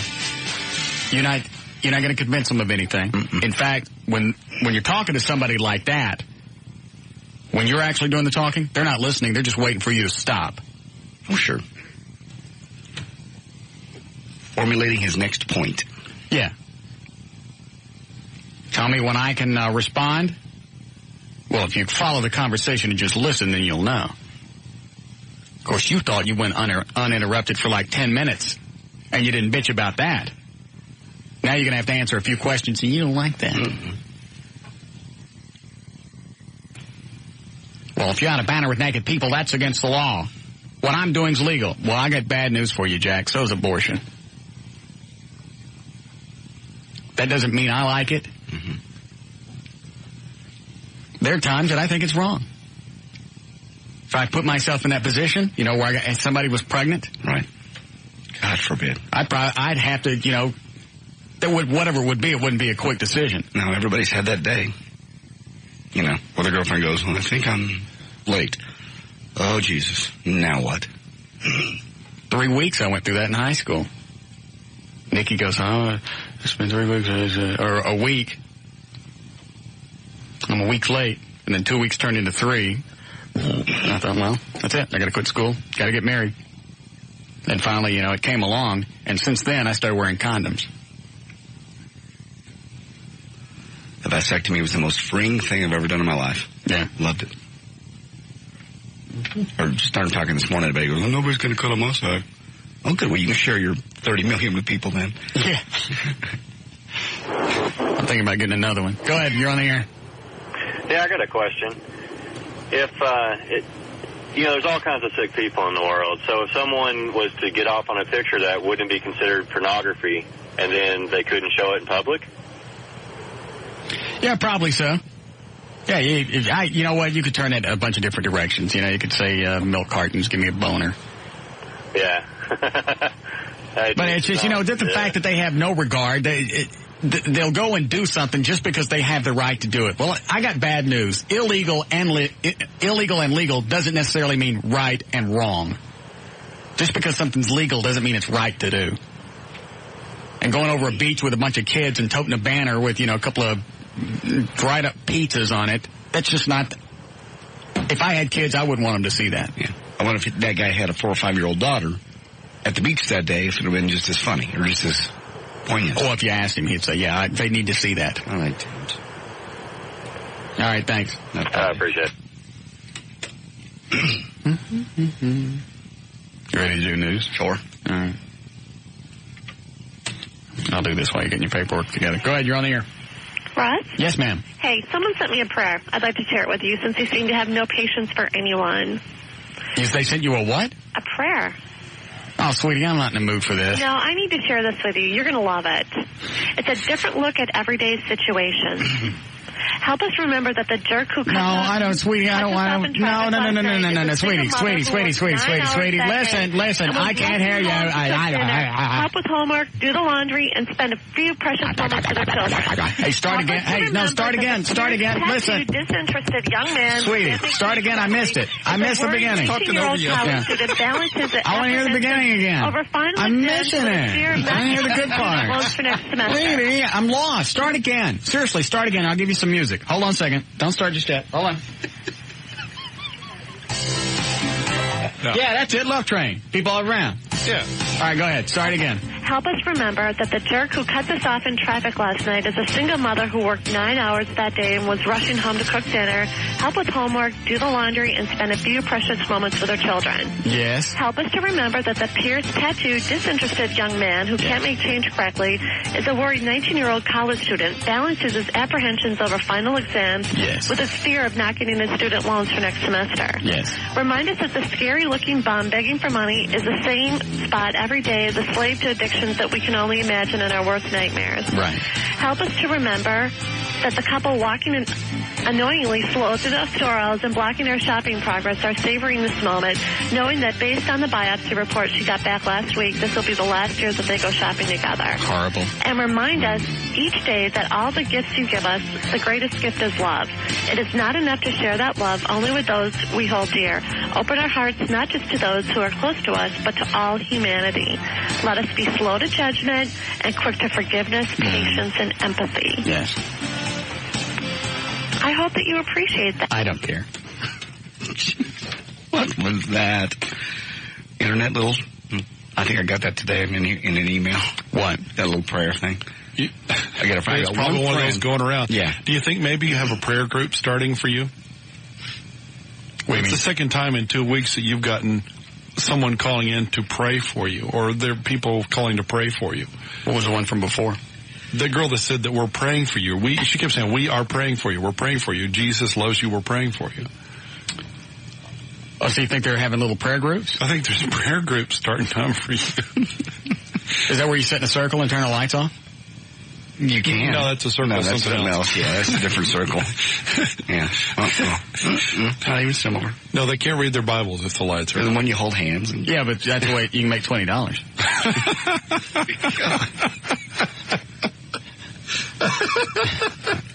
I don't want to know. can't tell me. I told you that story. The guy we went to high school with, Philip. Yeah. A bunch of the football players got together. Because Philip was on the football team. That's even? Yeah, you've told us. Right, well, then I'm not going to tell it again. Tell me. They go, all right, here's what we're going to do. And we're going to put, everybody put $20 in the pot. Okay. Now, we're going to turn the lights off, we're going to drop our pants, and whoever finishes first gets all the money. So they turn the lights off, and you got to tingle in their pants. All that. They turn the lights on. Ain't nobody doing nothing. Philip's got his pants down.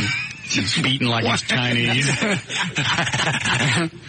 Oh, jeez. They give him the money, I hope? No, of course not. We already finished and pulled our pants back up. What's wrong with you? Slow ass. I done cleaned up. Done it and cleaned up. Give me my cash.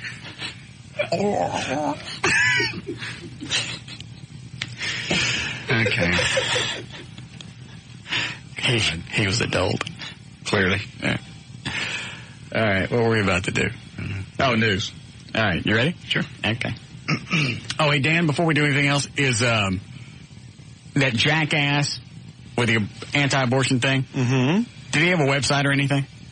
Yeah, it's pretty gruesome, though. I don't care, because chances are someplace on that website is going to be an email. Yeah. All right, I'll pull it back up for you. Thank you. Perhaps it's time once again to unleash the hounds, the dogs of war. Thank you. All right, I'll grab this. We'll do news. Yeah, Jackie? Hey, Russ. How are you? I love your show. Thank you. You're one of my favorites. Hey, I apologize. I hope you haven't talked about this and I've just missed it, but I've missed some shows. I've been out of town. That's okay. Whatever happened with the girl, I don't want to call your girlfriend because I don't know if she is or not, but your porn star girlfriend in your drunken state, you invited her to come over the holiday weekend and... I called her last Friday and told her it wasn't a good idea. You did? Oh, yes. I didn't hear that, and I was just absolutely curious. I had to know. Yeah. Is that the last time you've spoken to her? Yeah. Dan, have you heard back from L.A.? No, I haven't. I've called, left messages for her. Why? Because I wanted to talk to her. Well, you talk to her. I've already made my point clear. I know that she's left messages for you because you fessed up that she's called you several times and that you don't call her back. I have been busy. Did you tell her that you loved her? Friday? That one day that you called her. That I was drunk? Yeah, I remember you were saying you weren't sure if you said that or not. I probably did. Oh. I say a lot of stuff when I'm drunk. Thanks, Russ. Love your show. Thank you. Bye. All right, bye. And you haven't followed up. She still thinks she's coming. I told her Friday it wasn't a good idea. Don't come. She's the one that got pissed. Said, S and then F. I'm coming anyway. Yeah. And what do the messages say? I'm calling you, Dad. You going to call me back, Dad? She's hurt. I'm busy, Dad. No, you're not. What do you want me to say? I just don't know. Is she coming? No. Okay. You're sure? I told her not to. And she said, S and F, I am too. Why would you want to go someplace where somebody just asked you not to come? She may think you're kidding. Okay. I don't know. Find out. You ready? Sure. All right. 507 J.D. Ryan's on the new 105. Hold on a second. Don't you even.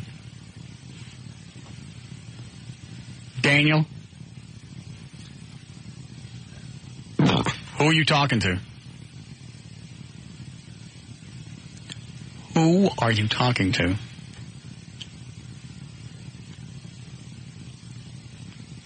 All right, screwing. I don't care who it is. It's L.A.? She's on the hotline. No, she specifically said that she doesn't want to talk to you on the air. Perfect. Off the 508 J.D. Ryan. J.D. Ryan's on the new one. Talk to her. You can't shut that off. Intercom. Where is it? I didn't even know that we had one back in here. Oh? Talk to her. Where does that come through? She's on the hotline. Talk to her off the air. I don't want to. Oh, I know how to shut that off. She's holding the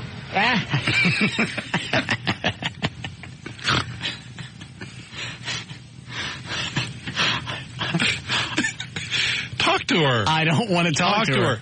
I don't want to. She wants to talk to you off the air. Just pick up the phone and tell her what you need to tell her. I've already told her. No, you haven't. You haven't been a man. You haven't stood up and talked to her like you're supposed to. Now quit being such a little pussy and talk to her. Can we finish the news, Daddy? No. Have you started the news? Talk to her now. Is that really her? We've put up for this long enough. Talk to her now. Talk to her now. You just called her. You talked to her. I've already talked to her. She wants to talk to you off the air. I did not. Worked out. I've already. Do it now. I'm not doing it. Do it now. Yeah, just take a second. Do it now. What was the reason for calling her? Because you need to get this settled. You have not called her back. All these times. I don't tell you how to handle your problems with Laura. Yes, you do. Oh, man. Yeah, you got you on that. Every day. All day. I know, but I don't call Laura and say, all right, you guys work this out. Yes, you do. I do the hell not. You pick up the phone and talk to that woman.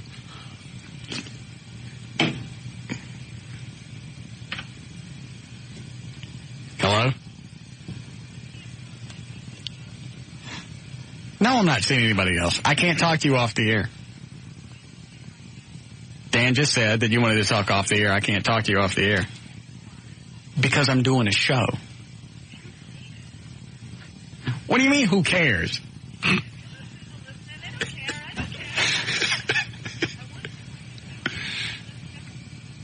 Do you want to talk on the? Do you want to talk right now on the air? Because I can't keep talking to you and people can't hear the other part of the conversation. What? Are you seeing somebody else? I've been out. You've been out. Have you been in your first drawer? Oh, I'm sorry, your second drawer in your bathroom? I don't know what that means. The second drawer in the bathroom. The drawer. Have you had the drawer. at the house? Oh, the second drawer. Yeah. Yes, I have. You have had someone at the house. Yes. So obviously you didn't use protection. No, I always use protection. No, because if you used protection, honey, you would have saw my picture and my note inside the condom box. I've already found all of those. Oh, you did? Yes. I think you're lying to me now, because you would have brought it up. What did the note say? Don't even think about it. Very That's nice. what the note said. Very nice, L.A. Nice Chris touch. Todd inside the condom box. Now, if he saw that, he would have definitely told you guys, wouldn't he have? Yes, he would have. So obviously he was having unprotected sex. I don't have unprotected sex. You liar, because you would have known that you would have seen the note in the condom box. So I you're have lying. a bunch. Your sex draw. All right, I got to take you off the air. I've had to hit the delay twice. Yes, sex draw. What? I was just telling her. The S word. Yeah, she said the S word twice. In like 12 seconds. I have to wait until the delay rebuilds.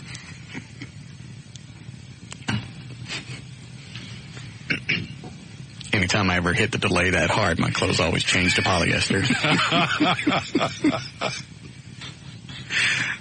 Are you going to tell? Make it clear? I thought I made it clear. You didn't. I said it's not a good idea. All right.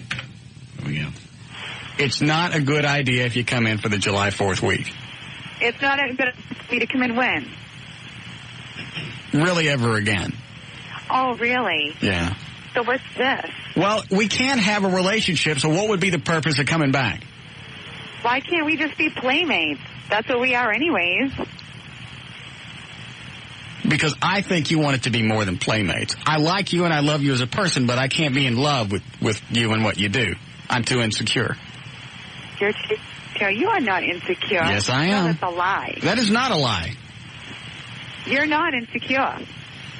Actually, I think he is, because he's always looking for reinforcement. He's looking for what? What did I tell you when we went out to dinner that night? I went, don't wear any clothes where a bunch of your goods hang out. Huh? I don't like people looking at that, and I certainly can't be in a relationship where your job is to have sex with other guys. There?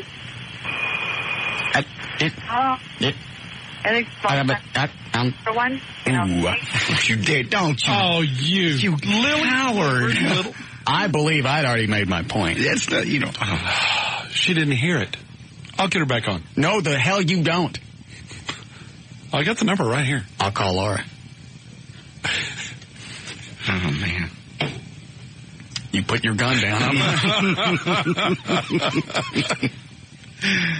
That went well. I don't think she really is still getting it. No, she's not. And I think she's in love with you. Yeah, you could hear it in her voice. Honestly. Yes. Honestly, you could hear it in the hurt. No radio shtick. You really think she's in love with me? I think if she's not in love with you, she has extremely strong feelings for you. And she's willing to take playmates just to be near you. That's why, in fact, I almost went, okay, you know what, Playmates is good. But the problem is, it's like that guy that called about an hour ago. Exact same story. That's exactly what it would be. Well, we're just bump buddies, and that's it.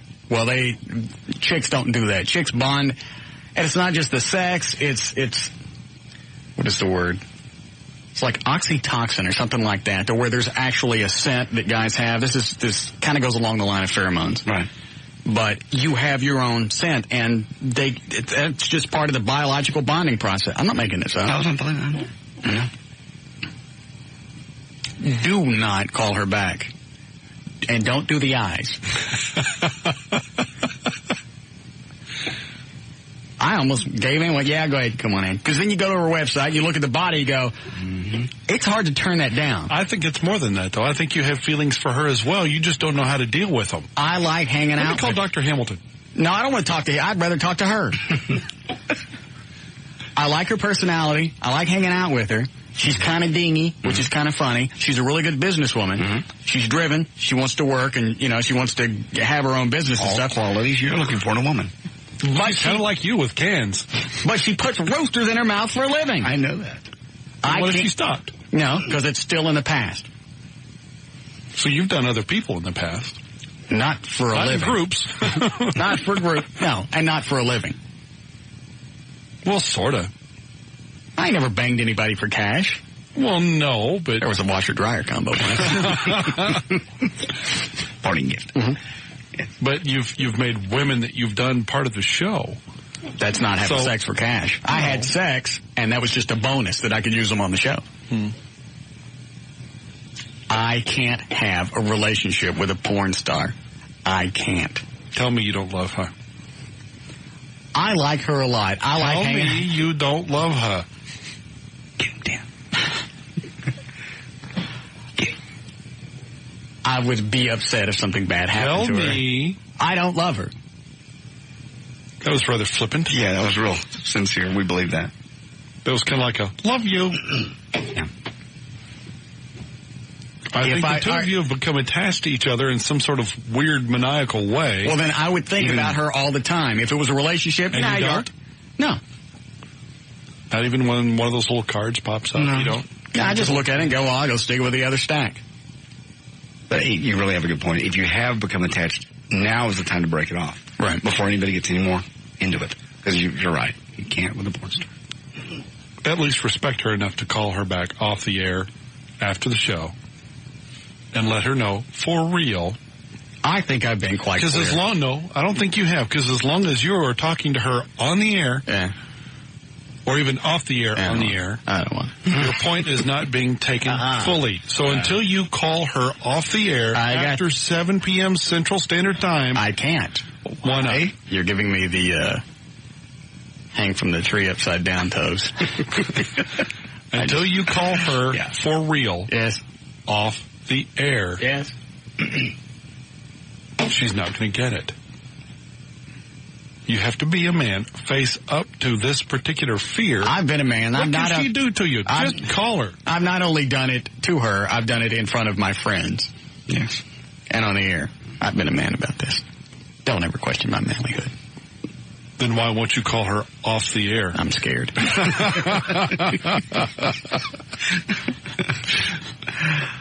Break.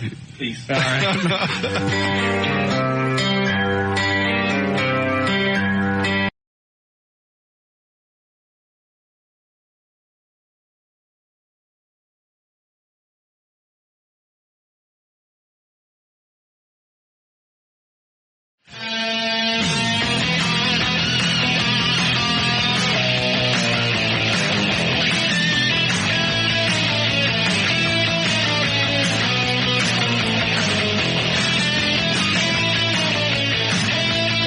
cool about that now, playing that and knowing that 100,000 watts. Yeah, people are flashing their dopey headlights. Maybe it'll run best of. We could be on the highway and see it. I'd like to see that happen just once to see if this is a hose job. Yeah. Or people are really... No, don't. No. I know what you're doing, and I'm not picking up the phone. It's Jeff from D&M. You eat a turd. It's Jeff. You tried that earlier. I swear to you. Hello? Are you trying to break up? You should not have shoe polished his headphones earlier. He tried that earlier. In fact, I almost fell for it because he typed into the computer screen, Jeff's on the hotline, needs to do a make good spot for D&M. Yeah. Pick her up. Don't be rude. She's on the landline this time, so it won't drop. What does she want? She wants to talk to you.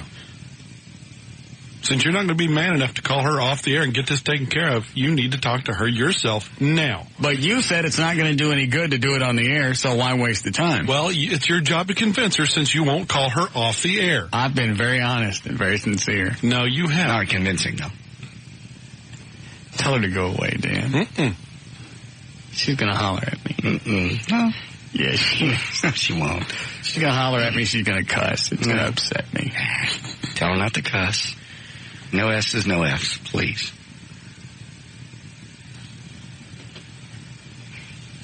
There you go. Push it. Yes? What, are you scared? No, I'm not scared. You're not even a man enough. You got to call me while I'm taking a mini vacation on Long Island, and you're calling me to tell me that you're insecure and you can't even she's deal with hollering. me? No, she's not. This is a surprise. But you couldn't call me from when you were in bed. What do you mean? Correct? I couldn't call you in from bed, what? When you were laying in bed. You're going to call me right now and tell me that you don't want to see me anymore. Oh, but it was fine when I was staying at your house for 4 days. I called you last Screwing week. your brains out. I called you last week. You were loving that, weren't you? Yes. You weren't insecure then, were you? No. No. So now you're going to tell me you can't see me anymore, right? We can't have a relationship. What's the difference? What's the difference between being playmates and really good friends and having a bond or having a relationship? You tell me. I have cancer. You have cancer? Yes. Yeah, you sat there for 20 minutes, and then you told me that you didn't want to see me anymore, and then you kept me on line, on hold, then I had to call you back from my friend's house. So why, so you could break up with me? Because you're not a man? I have colon cancer. Stop it, you do not. How old are you?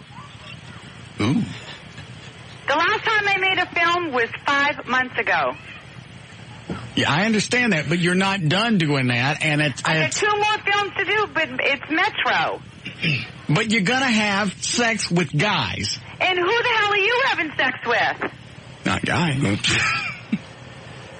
Right? But when I do it, nobody videotapes it, and the whole world doesn't see it. What's the difference? You between videotape closed all the doors time. or in front? At least I have the balls enough to do it. It's totally different. No, it's not. You're on Yes, the air it and you is. talk about it all the time. How you get named and this and that, and you Right. know details. It's Yes. the same thing. Yes, no, it's. Yes I'm or no, you leave. I'm sorry, excuse me, you wait a leave minute. vivid Hold on, okay, imagination all for right. everybody else. Here's the But way you it know what works. you're Are you thinking. listening? What? You go, that's your job, is to go have sex with people. When I talk about it, I'm just relating an experience. I didn't get paid to go bang somebody. I can't have a relationship with you because that hooks me out. You get paid to talk about it, and I get paid to do it. What's the difference, Russ? I don't get paid to talk about sex. I just talk about my life, and having sex is part of it. That's right. Your career is having sex, and I can't have... You know what? I tried to be honest with you and just said, I could have lied and went, hey, I'm dating somebody else.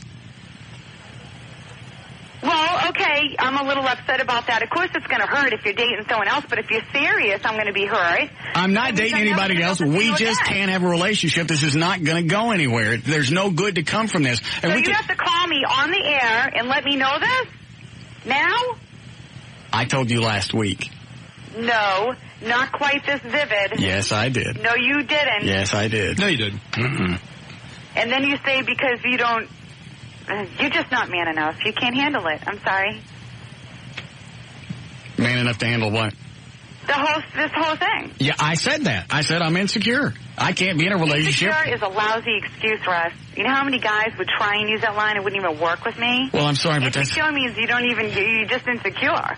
Yes, that's why I used When you're it. with me, you're awfully secure. Don't me. You know what's up. What's up? You know what's up. No, you tell me. Yeah. I can't believe you're doing this. Well, no, what's up? What is it that I'm trying to hide? What am I leaving out? Don't even sweat it, man. Okay. Just come in and screw everything up just like that. But that's okay. You know, that's why I am never in relationships. I won't even deal with them. Mm-hmm. I told you already that I wasn't comfortable with this. Yeah, you told me you weren't comfortable with it, but you didn't say, hey, I didn't want to see you anymore. So is this 4th of July thing off now? Obviously. Damn. And what is it? You made it really clear, haven't you? I have.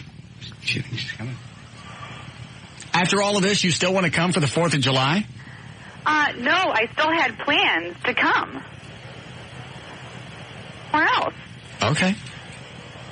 I have lots of other friends. I understand that. I don't need to be sitting in someone's house that needs to show it off so they can sell it. I understand that.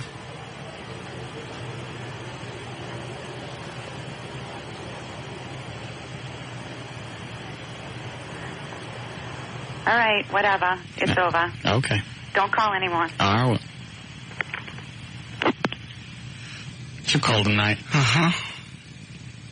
I got guys calling in. Guys are calling in saying these are the kind of conversations that guys have with women when they're in love. Every relationship I've ever had. Look at the hotline. Hold on a second. Is that her? No. It was ringing again. What? Every relationship I've ever had that's ended with a conversation almost identical to that one. Almost to the word. Never call. Yeah. That'll get 5 minutes. Oh, she'll call back. Oh, I know. Okay. And that conversation wasn't somebody in love. I was trying not to be ugly about the whole thing. I could have gotten real ugly and go, look, I can't be in a relationship with somebody who sucks for a living. I can't do that. I know. But there was no reason to get that ugly. She wants to call me less than a man. Fine. I'm okay with that. I screwed up a couple of Saturdays ago, got drunk, called her. That's my own fault. I got nobody to blame but myself for that.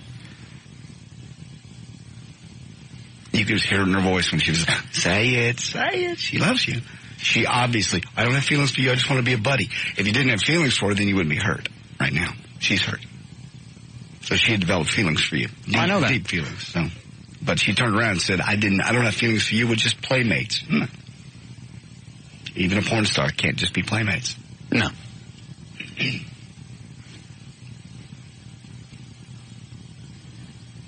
Well, it's over now.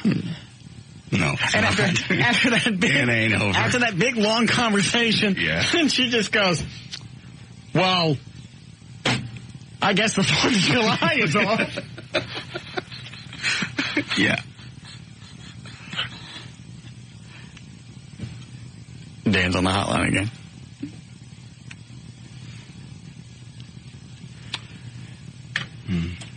We didn't start news, did we? No. Hello? What is it, Chris? Hey, what happens, what would you do? Obviously, you do kind of like her a little bit. So if she decided to go ahead and commit to you and say, okay, I'm not doing the remaining 2 movies, I'm going to dump all this just for you, would you still go out with her? No. Why not? Just like I wouldn't date a topless dancer or somebody that used to do it.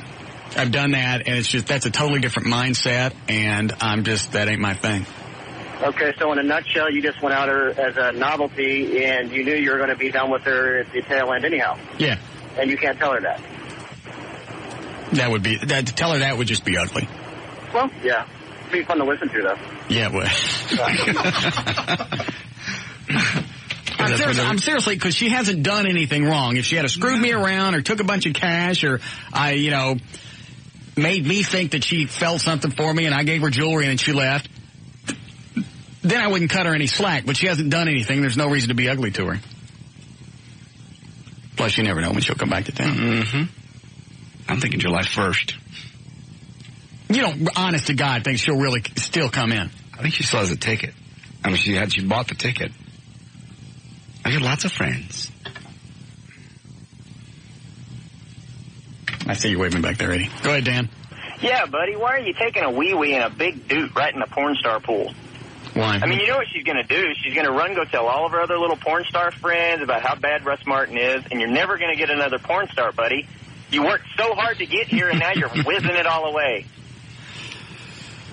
Yeah, Think about it. Yeah, okay. All right, I'll take her back then. Take her back. No. 117. Excuse me. That's not her on 7, is it? No. It's not. She doesn't know the normal number. She's right. I didn't find the note in the condoms. Which ones did you use this weekend? I have some in the top drawer that are out of the box. She obviously went to the box and stuck the note in there that said, don't even think about it, and her picture. What is it, Jane? Hey, Russ, you told her one time you loved her, right? Yes. Have you told her that you don't love her? What? Have you told her that you don't love her? No. Don't you think you should? No. Why? Will you call her? Huh? Will you call her? No, I won't call her. You need to tell her that you don't love her. I'm busy. That's Be a man and do it, right? Colon cancer. Quit with the colon cancer. Week to live. And that'll get rid of her. I think she's gone. Well, you know what? I can't. I would love. Well, don't you even do Shut that? up. Shut your can. I would love to call her right now and tell her that. I would even do it off the air, but her last instructions. But her last what? Her last instructions to me were never call again. Yeah, well, she'll call Honoring you her back. wishes. Okay, what I'm saying is when she calls you back. The one time you listen. When she calls you back, tell her that you don't love her anymore, and that'll get rid of her. That's very nice. Because she thinks you still love her. All right. If she calls back. But I've been She'll call back. I've been forbade to call her. But she'll call back, and you got to talk to her when she does. Okay, I will. All right. Thank you. All right, bye. There's plenty of people that are guessing she's still going to show up. Who wants to do the football pool in squares? Oh, man. All right. Eddie says we got a break. We'll be back. More of the Russ Martin Show coming right up. I just don't. Well, we've had other people from that show on. I don't trust you. No, it's not L.A. again. I promise. It's not her. What does he want? He wants to talk to us about some new project he's got going on. I had it written down here, but I can't find it now. How'd you get the phone number? Got it from when we had Mary Lou Henner on. No. Our number gets passed around. And they just hand out our hotline? Sure, why not? I think, like, I trade numbers with other producers, right? And we all trade numbers around. Maybe they do too. Yeah. The different marketing services and celebrity, people, they spread this stuff around. They want to know who does good shows, who doesn't do good shows. All right, get him on. Okay. Watch this. Oh. Hey, Dan. You there? Yes, sir. I don't want to talk to him. Tough. I'm not going to. Oh, come on. No, that's what he gets for putting L.A. on the phone. Oh, jeez. I don't know anything about him. Taxi. What happened? I've got to call the number he gave me to get him on. I don't want to talk to him. The guy just heard us say, the guy from Media Makers, just the guy that called me and asked him if we could get him on. Well, they can't just call up and get somebody on the show. Hey, we got Jeff Conaway. Can he come on right now? This is a show we got planned. We got. Us the hotline. They can ring on. That could be L.A. Planned. I tell you what, have him call L.A. If Jeff Conaway will call L.A. and tell her that I don't love her, then he can come on the show and pitch whatever he's doing. Hold on, it's Bob. Bob, our boss, Bob. You idiot. I'm not lying. You lied to me last time. I'm not lying.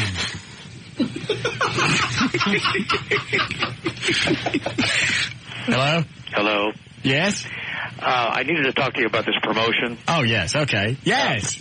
No, I didn't get you before, and I'm over at Carpenter, so... Are they almost done with the studio? Yeah, actually, it's amazing. They've really knocked through a lot of stuff. Everything's up and running. Audio vault's working. Got internet computers done. And has the guy started on our ceiling yet? Haven't seen that. Okay. Haven't seen that. He made me over there last night to paint the Sistine Chapel thing on top of the our studio. Yeah, I talked to Reed about that today. He went, ooh, I don't know. There's some people here who might be offended by that. I said, well... Wait a minute. Reed said we could paint whatever we wanted to. That's what he said. It's our building. So who's going to be offended by it? I didn't ask. So we can't do it now? No, I don't care. Oh, okay. I don't care. They can, if they have to look through the blinds to see it, then... They would have to come into the studio to see the painting. Exactly. All right.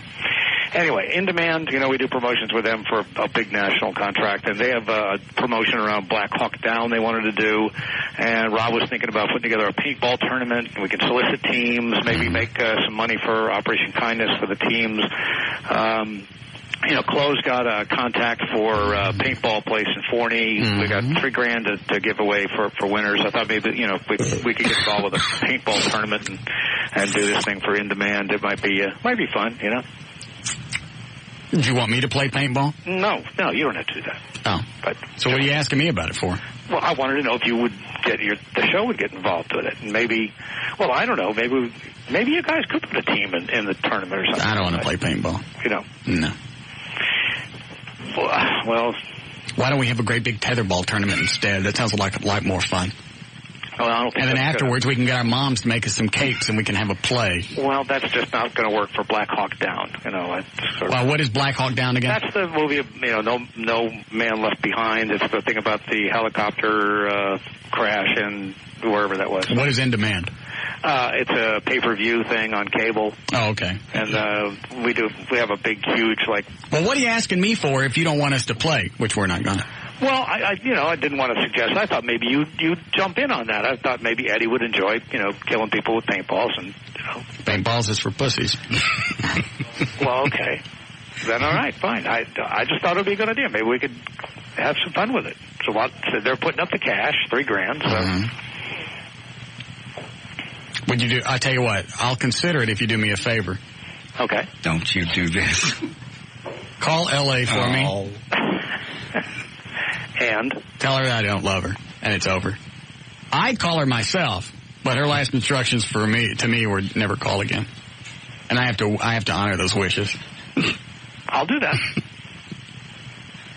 Yeah, you do that for me, and I'll think of a way to do this paintball thing. All right, just let Dan give me the number I can reach her at, and I'll do it. All right. I'll put you on hold. Dan hotline. Thank you. I would. I'd call her myself. No, you wouldn't. She's already left you 3 messages at home, I'll bet you. You want me to check? Yeah. Wait, don't get on the hotline. I got to call. We told this guy we talked to him. You can't just call out of anywhere, out of nowhere, and go, hey, we want to get Jeff Conaway on the show. Can he be on? He wants to give stuff away. What? The Vegas trip thingies. No. Is this the same? Is this the same thing that Grandpa was pitching? Yeah. And Eddie Munster? Mm-hmm. Who was the other guy? It was like 3 people that we just had somebody on recently who was doing it. Yeah. It was Greg Brady. Greg Brady. Yeah, right. But he was doing the Pizza Hut thing. He was doing that also. Yeah, he did both. What is this whole celebrity thing in that Vegas trip? I don't know. The casinos, this casino company is paying the stars to do this, and they give away trips. Do we get guests from these people? Yeah. Any good ones? Well, people from the past, yeah. Shows that we liked in the 60s and 70s and so on. Like Al Lewis, Grandpa Munster. All right. I don't have anything to ask him. What was he in? He was in Taxi? Taxi. Babylon. Wasn't it Babylon 5? I don't know. Yeah. Action! Thank you. Go ahead, you're on the air. Hey, Russ. Tell me again, why did you break up with L.A.? She comes into town 3 times a year. No, she wants... Oh, I'd have left this whole thing out. She was talking to Thomas, my realtor, at the phone party. She was thinking about moving down here. Oh, that changes. I was about to say she only comes to town 3 times a year. No, she's looking at, doing like a couple more porns for this metro company, whatever that is, and then stopping and starting some kind of business. I don't know what it is, but she had actually talked about having her move down here and then maybe like 18 months later bring her mom down here. Makes sense. Kill Whitey. Yeah, thank you. I didn't know that. Thomas reminded me about that last night. He met me over at the studios. I believe that comes into play. Yes. Hello, Dan. Russ. Oh, hey, yeah, this is Terry. I'll be your conscience. I'll call her and tell her. I got it. I got a handle. Bob's going to do it. What, Dan? Oh, whenever we talk to hot-sounding women or L.A., anything like that on the air, I get the goobs come out of the woodwork. All the idiots that go, hey, give me her phone number. I'll take care of it. By the hundreds. What do they think we're going to do? We're actually going to hand out some chick's phone number to every retard on the planet? They really think we're going to hook them up. They call in, come on, Dan, give me the phone number, man. You can hook me up. Yeah, your personality certainly will win her over. And they always sound exactly like that. It just drives me nuts because it wastes a massive amount of my time taking calls from boneheads thinking it's funny. Every one of them thinks it's funny. I'm going to call in. I'm going to say something he probably hasn't heard 8,000 times. Who's on the hotline? Jeff Conaway from, he was Bobby on Taxi. What do you want? Stop it. Hi, Jeffrey. Hey, how you doing? Good. I warned him that you were in a bad mood, that you had a big breakup today. So it's not a breakup. We're not in love. We didn't have a relationship. Just because. And Jeff, you could probably relate to this. You've banged some porn stars in the past, haven't you? I can't say I have. But you obviously had sex with questionable women. Well, yeah. Okay. They all? Yeah. Anytime you see a relationship coming on and you don't want it, you got to nip it in the bud, right? Exactly. All right. And she hasn't done anything ugly to me. She's just a porn star, and I can't have a relationship with a porn star. It's like going to where are you? Are you on the West Coast? Yeah. Yeah, it's like going to Disneyland. It's cool to go there and hang out for a couple of days, ride the rides. The Magic Mountain or whatever. It's like a police station. Dicks running in and out all day long. Yeah. That's the one time you can get away with that on the air. Yeah. Very nice. Yeah, it's not some place that you want to, it's cool to go visit, but you would never want to live at Disneyland. It would drive you nuts. Not exactly. I agree with you 100%. See? Okay. That's why I love this guy, and I followed his career from everything he's done. What have you done? Day one. Stop it. I remember it. Actually, the best thing that I liked was Grease. Yeah, that was a lot of fun. That was a great movie. What school did you guys use for the movie? Well, we used a few. We used Venice High School and Marshall High School, and then there was some other one that I can't quite remember the name of it. It was, but I remember. Actually, I think there were just two, Venice and Marshall. Venice we used for the football stuff and all of the stuff inside. And Marshall, we used it for the carnival scenes and the one that I want and all that stuff. Yeah. Did you actually do singing, or was that synced in? Were you lip syncing? No, that was my whatever singing I did. Oh, that's right, because you've done Broadway and stuff like that. Right. Well, I played Danny in the originally, and John played another role called Duty. And then, we were managed by the same person.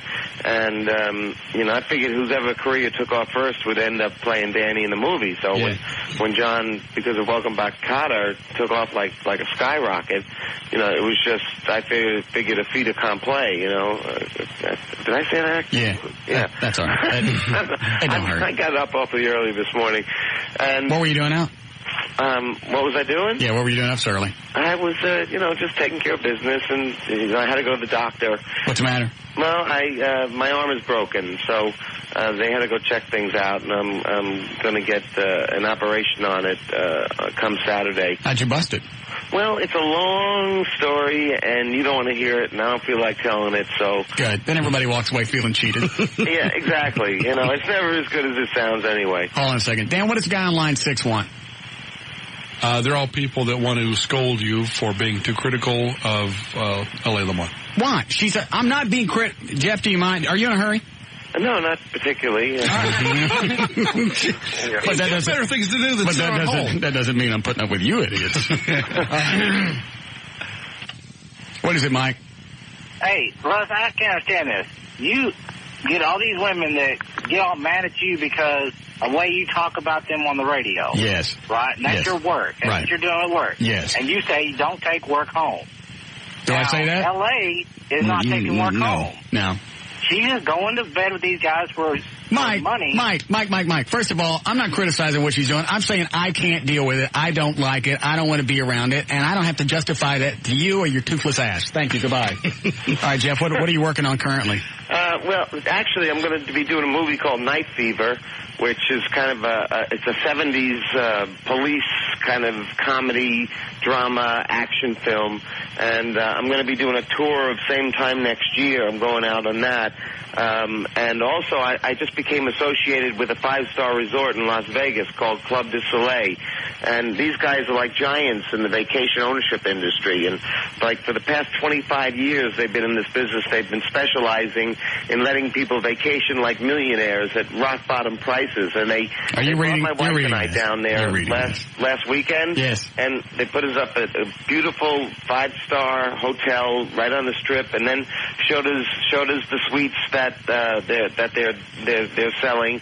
Right. And beautiful 2-room suites, and it's 2-bedroom suites. Oh, I got it. You go out and they put you up for the weekend, and you got to sit through a They put you up for 3 nights and 4 days, and should have said that. Mm-hmm. And it's gorgeous. The number we're giving out 75 to the first 75 couples today. We're giving out free second honeymoon, basically what it is. And I'm feeling kind of generous today because my arm's not as bad as they told me. Right. I'm going to make it the first 150 couples that contact our office today. And let me give you the phone number. Yes. It's 877-22-VEGAS. That's 1-877-22-VEGAS. And have you been to Vegas? Yeah, but I think it was 10 years ago? Yeah. Oh, well, it's amazing what's happened down there. Oh, it really is. Unbelievable. It's all these huge resorts, and you can I don't think the Mirage was there. No. You walk the Luxor wasn't there. and there's a pirate battle going on, and there's a volcano. You cross the street, you're in New York, or you can go to Old Rome or the ancient Egypt. It's just amazing, and you don't have to drink or gamble. I mean, there's He's so doing much a sales to do pitch. there. Yeah, sort of. I'm going to have to tell him I don't want to take the magazines. Is that going to hurt his feelings? Well, you may have to break up with him, too. Have a great time. And if you're planning on getting married, go get married there and start your honeymoon off there. Just be one of the first 150 callers. That's, we're talking about couples. Yeah. And you'll down there. Do you have to be a couple to get the deal? Yeah, you got to be couples. That's what they're looking for. Okay. Because I know they're going to want you to sit through some presentation, blah blah blah, and then that's understandable. What they do is they tell you about the property. They show you the property. You got to be married or just a couple. I don't know. And usually I don't really care. Okay. We gave out the phone number. Yes, we did. Yeah. 22 Vegas. Oh, I want to ask him about Andy Kaufman. It's all on me and Club du Soleil. Just our way of saying thank you for checking out the 5-star resort. Before you run, I don't know where you got to go, what you got to do. You got a couple of seconds? Yeah. Now, Grease came, was it right before Taxi? Yes, it was. We shot Grease in 77. It came out in June of 78, and I started working on Taxi in July of 78. And then we hit the airways in September. What about Andy Kaufman? Was he off camera, off? Well, he was a very strange person. Did you get along? Did you get along with him okay? In the beginning, I didn't, but afterwards, we got along very, very well. I mean, he pushed my buttons one night a little bit too far. Yeah. We won the Golden. It was after the Golden Globes. We just won the Golden Globes, and I didn't understand why he treated us all so badly. Well, how did he act on the set? He was a pain in the ass, is what he was. He was. Well, I mean, did he not talk to anybody, or did he tell you how to do your job? he would always just, you know, he would make us wait, and he'd be antagonistic, and he would make it hard, or he wouldn't say his lines, or, you know, he'd say, I don't think I want to do it this way, or I don't want to, you know, and it was just constantly antagonistic. And well, what had he done before that? I mean, other than being on Saturday Night Live and stuff like that? You know, he had, you know, done live comedy in places and here and there, and been on Saturday Night Live, and that's basically, you know, it. But actually, on the set of Taxi, you were one of the bigwigs because you just came off of a blockbuster movie. Exactly. Yeah, you don't put up with that. That's when you pistol slap somebody. Well, that's what happened eventually. Good. That's what I was telling you. The story is that I asked him, you know, about his life story, basically, because I wanted to understand him a little bit better. And he tells me his whole story, and I said, well, you've earned your stripes. You know, I don't understand why you treat us all like such dreck. But I said I used the American version. Got it. And he said, because I don't give an, you know, F-U-C-blank-K about any of you. And he spit in my face. And before I knew it, I decked him. And so we got into a little bit of a scuffle. And well, how hard would it be to whoop his ass? It was fun at the time. Yeah. You know, the producer says to me, you know, what am I going to do? I can't have you both in the same room anymore. I said, I'll call him and apologize. I mean, the violence isn't an answer. I should have just spit back at him, I guess. I don't know. So I called him the next day, and I apologized for hitting him, and he apologized to me and said it was really his fault. And then as we got, you know, I thought, well, this is great, you know. And then as we got to be friends, he says, you know, I just didn't think you were that. You're crazier than I am. He said, you were the last person. He popped off because he didn't think that you were going to smack him. Yeah, because, you know, I was all about love and peace and happiness, and, you know, I was a hippie kind of guy, you know. Beat up Andy There was Kaufman. also that street part of me from New York that I'll only take so much. I mean, somebody spits in my face, that's about it. That's about as far as you're going to push me, you know. Did you guys end up being buddies? Yeah, so we ended up being buddies, and you know, as he was remember he had that deal about wrestling women. Yeah. Well, we were walking down the street one day after having lunch, and these three quite kind of built-up, chunky, rotund Mexican girls come up to us and says, "Hey, man, is that bet still on? $500 if I continue?" He says, "Yep." She says, "Let's go." He says, "Okay, Jeff, you referee." So there I am in front of Paramount Studios. Were you doing this on Melrose? On Melrose Avenue, right there in the public street, refereeing a fight between him and a woman. I thought, this is... I can't believe this. This is like a flashback hallucination from the 60s. Did he win? Finally, yeah.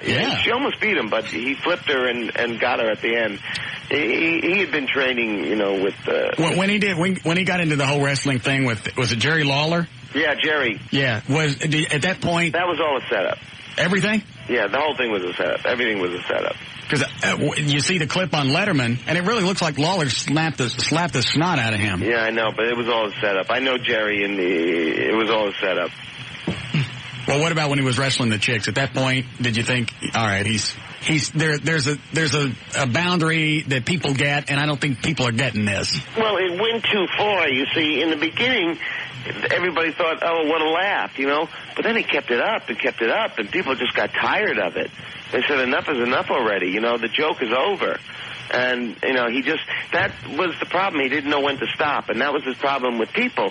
He just didn't know when to stop. Like with me, like he said, let me take it a little bit further. We'll see what happens if I spit in his face. Yeah, see, let's see what I can do to him. Because had you let him spit in your face and you took it, he knew he could keep dicking you around on the set. Well, he would have taken a crap on me the next thing. Yeah. What he would have done. How about a nice frosty in that hairdo of yours? What? No, never mind. Let's see here. There's tax. Well, what about when he died? You really believe that he died? Well, you know... Because everybody thought that was a joke. Well, he had said to me, you know, he says, I'm thinking of faking my death and coming back like 5 or 10 years later. And I said, well, that would be quite a feat if you could do that, you know. And so I was never quite sure because none of us were invited to the funeral. I was... So you never saw the corpse? And so I was never quite sure. And half of me was expecting him to show up at the premiere. I thought, if he shows up at the premiere, I will just about die. Of the Man on the Moon? Yeah. Yeah. Yeah. Oh, that's right. All you guys from Taxi got back together for the movie. Yeah, exactly. So that was a trip in itself. That was like, that really was like flashback time. They were doing a making of the movie, and I just had a thing with Jim Carrey as when he was playing Tony Clifton. I turned to the camera. I said, I can't believe I went through this once, and I have to go through it again. And because I really didn't want to do the movie that much. I wasn't thrilled about going back and going through Taxi again. And well, was Taxi not a happy time?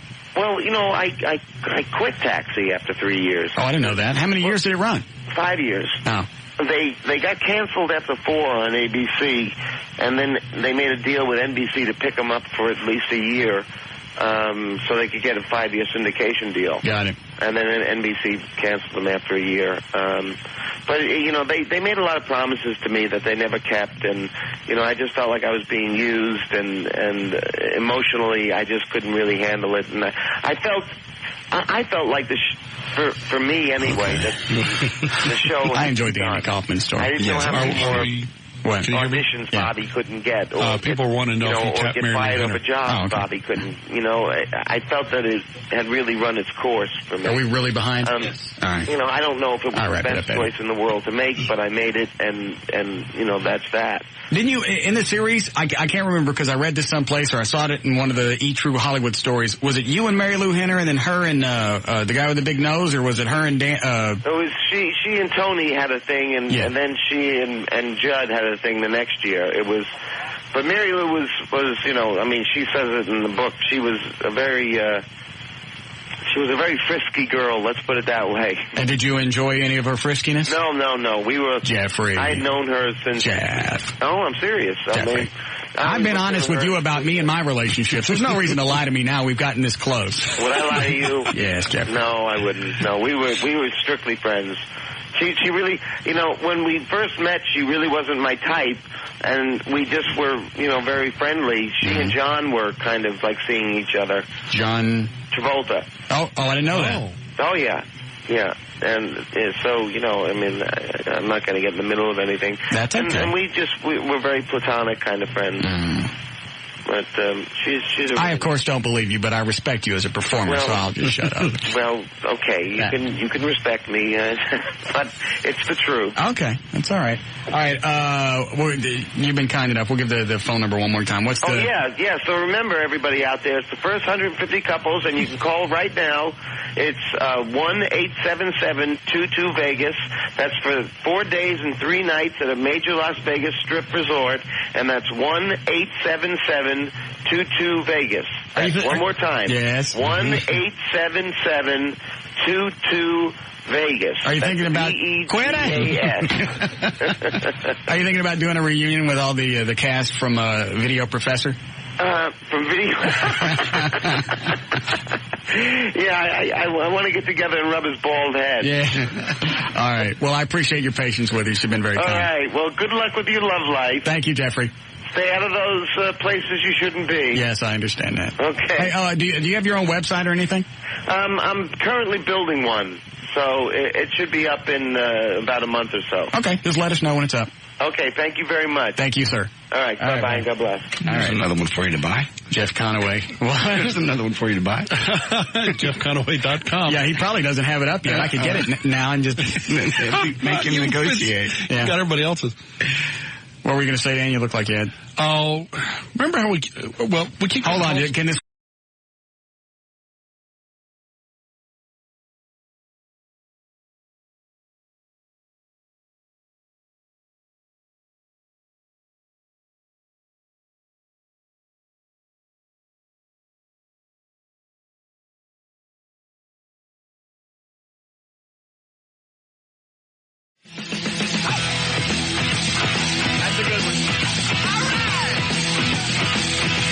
Yeah.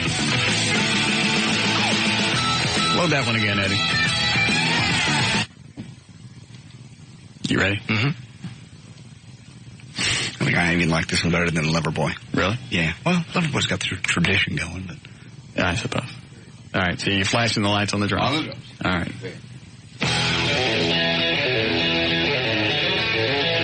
And now, back to the Russ Martin Show on the talk that rocks Texas. The new 105.3 FM Talk. Yeah.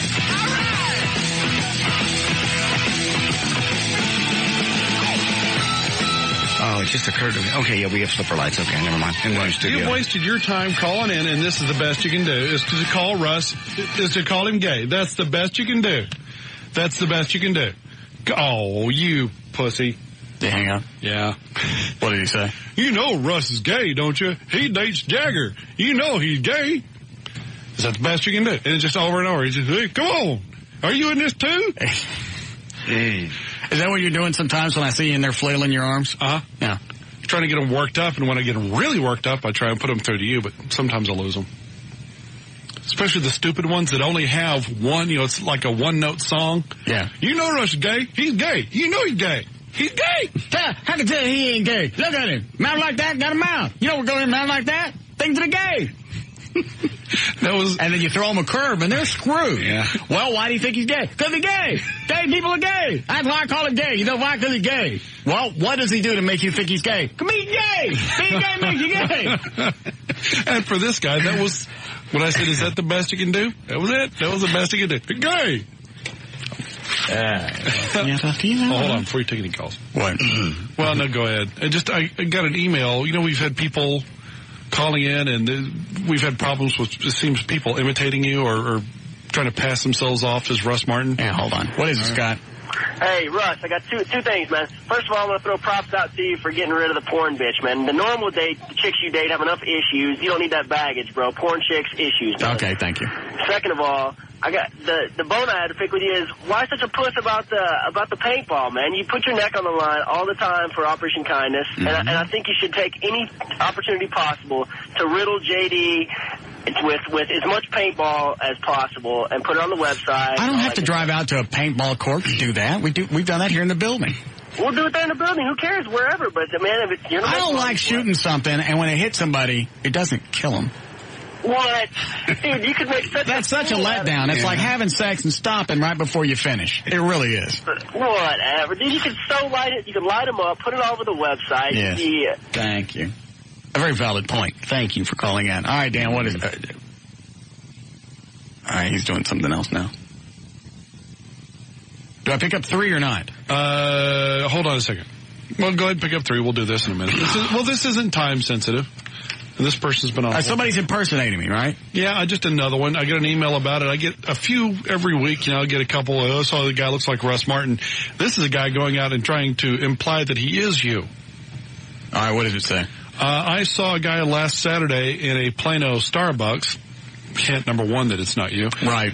That was trying to pass as Russ. He walked into Starbucks wearing a tank top, OP shorts, and flip-flops. He had a mullet and, get this, a name tag that said R. Martin. Plus, he drove up in a white Miata with the words Mach 5 on the side. Oh, this is a hose.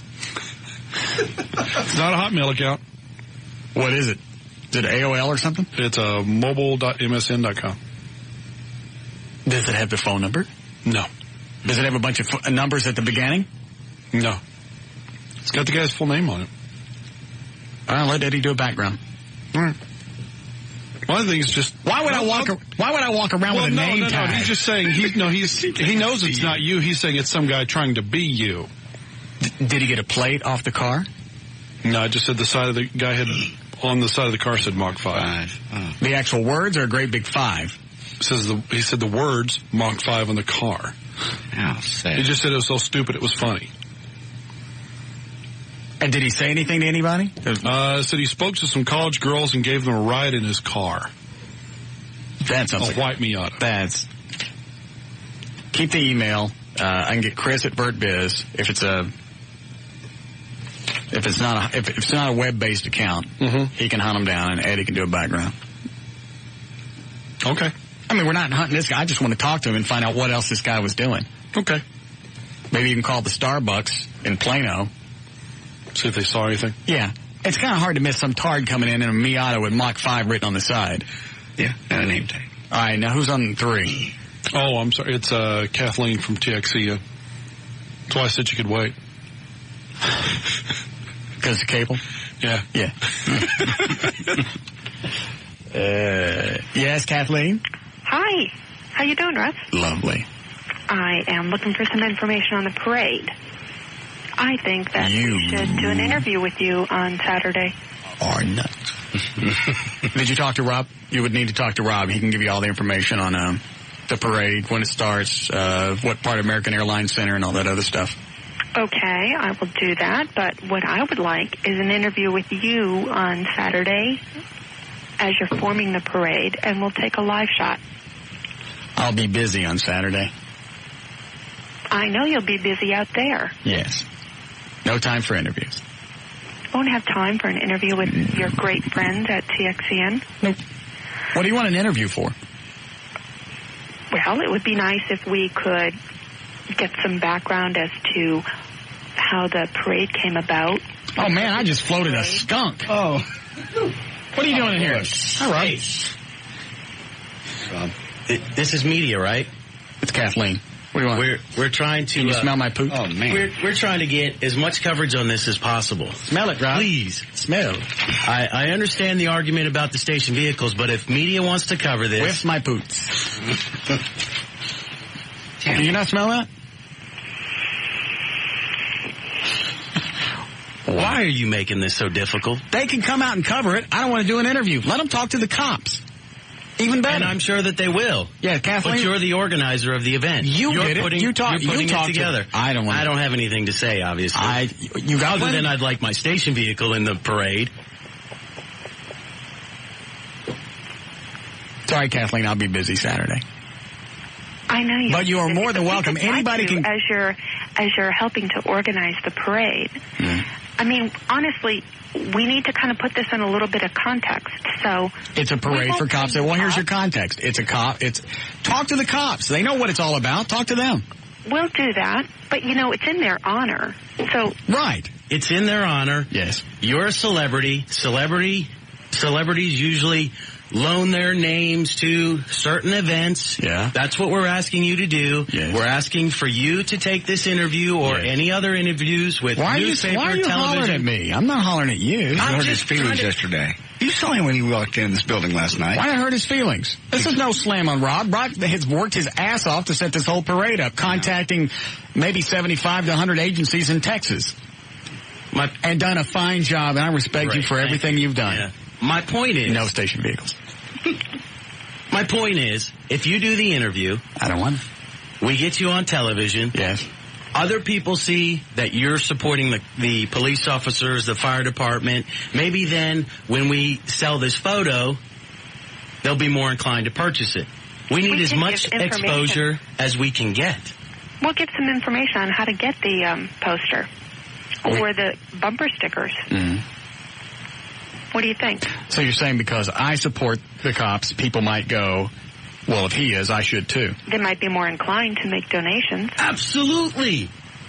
I think you got it. Woohoo! All right, I understand. Are you seeing the light? Yes, I have it now, Rob. Thank you. Good. Thank you. So where can we meet you out there on Saturday? Hold on. I'm just waiting for Rob to leave. No interviews. This is not a radio station event. I know it's not a radio station. Then there's no reason to talk to me. Talk to the cops and the firemen. Why don't you go out there and ask them what it's like to, leave the house every day and wonder if you're going to come back home? Why don't you do that? Sweetie? Yes. On the, You did not just call me sweetie. The information about the parade. Yes. It says the Russ Martin Show. I did. Logo. I had nothing to do with that. That's something that Rob sent out, I'm sure. I'm sure it was. And that was probably we're using the power of the show to set up the parade. So I can see him doing that. Because the cops and the firemen, they already know. The important people that need to know who's doing this, those people already know. That's all I care about. Now, if you want to cover this as an event, I think it absolutely warrants it, and I think the cops and the firemen would get a big kick out of it. But I'm busy. I think it's going to be pretty cool because imagine how long this parade is going to be. Yes. To go 45 minutes from Dallas. Absolutely. How fast is it going to travel? Whatever the highway speed is. 55, 60. Now, I can't travel that fast. We might even speed. Some of those Who's going to stop? Go through a radar trap. Oh, crap. I got a bunch of them to stop. Yeah, it's going to be quite a sight. Yes. It will.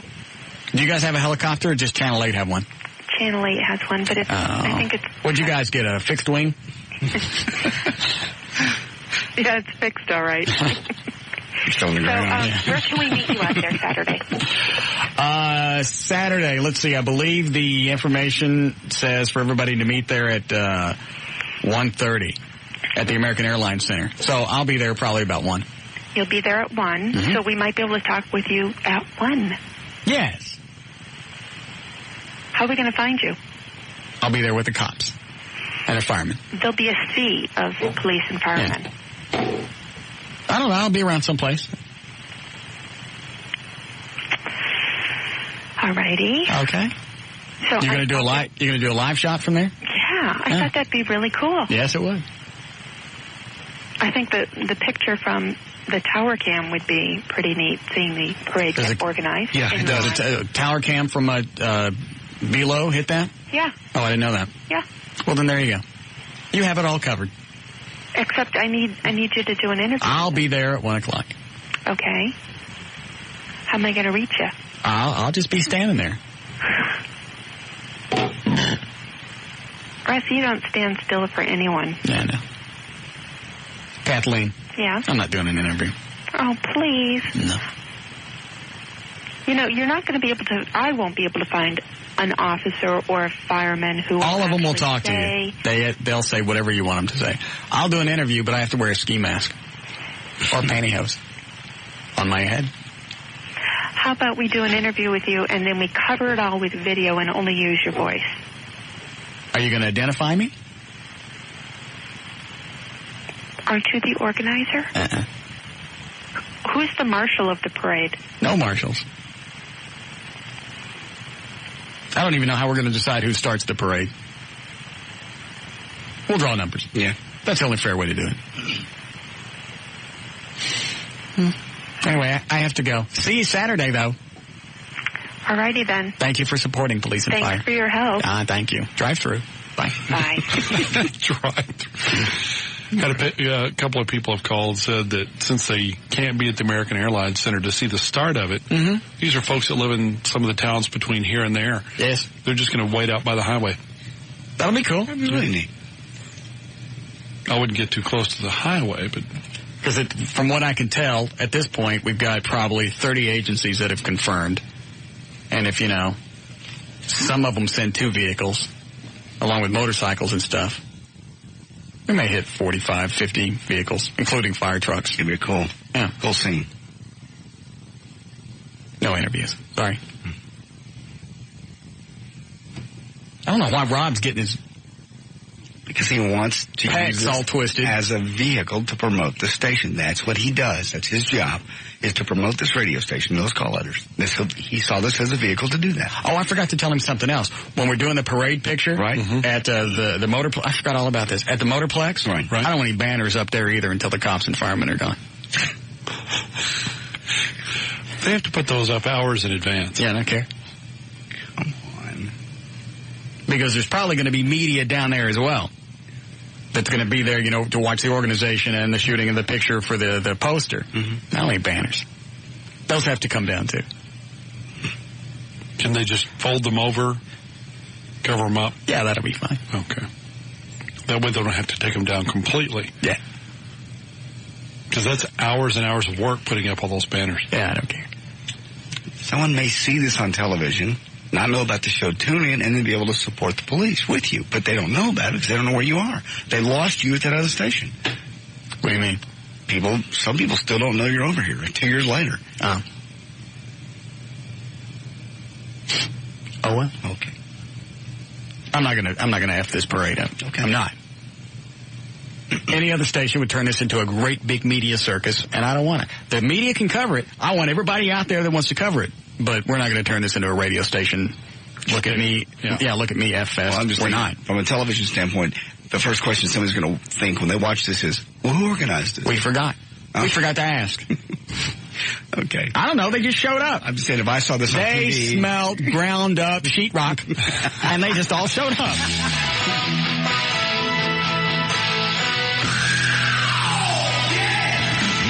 The Russ Martin Show, coming right up.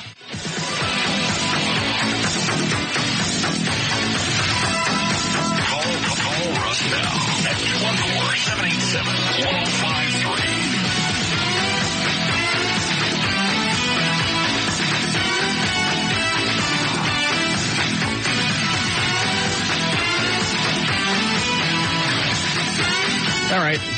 Eddie Boyd is here. J.D. Ryan, Dan Lewis, Jonathan Dodge is in the thing. Dan, did you find the website for that abortion? Yeah, I did. It's real easy to remember. It's abortionno.org. Anything on it that's nasty? It's pretty gruesome. So just want to warn everybody that they've got the pictures that they flew around on the banner of little dismembered. So you can see what they actually put on the banner. Yeah, that's all over their website. They've just littered it with that. Does it look like there's an email address on there so somebody can contact that bonehead we had on? Yeah, if you can kind of just ignore the other garbage on there, there are some links across the top of the page. One of them says contact us. Yes. You click on that, the very first thing that's on there is their web address or their email address. What was the guy's name again? Greg Cunningham. He is the executive director for the Center for Bioethical Reform. Greg Cunningham, and it's abortionno.org. Okay. All right. As once again, we release the hounds. Oh, no. And let loose the dogs of war. Go get it. Yeah, Marty. Go ahead, Marty. You're on the air.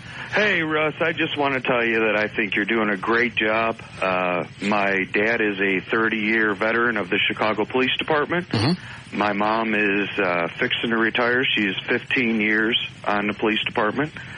And I think it's great that you're keeping the news media out of it. No, I want them to cover it. I just don't want to be part of it. Well, I understand that, and that's just super. You don't want to commercialize it, and I think that is the best thing. I mean, you're great, man.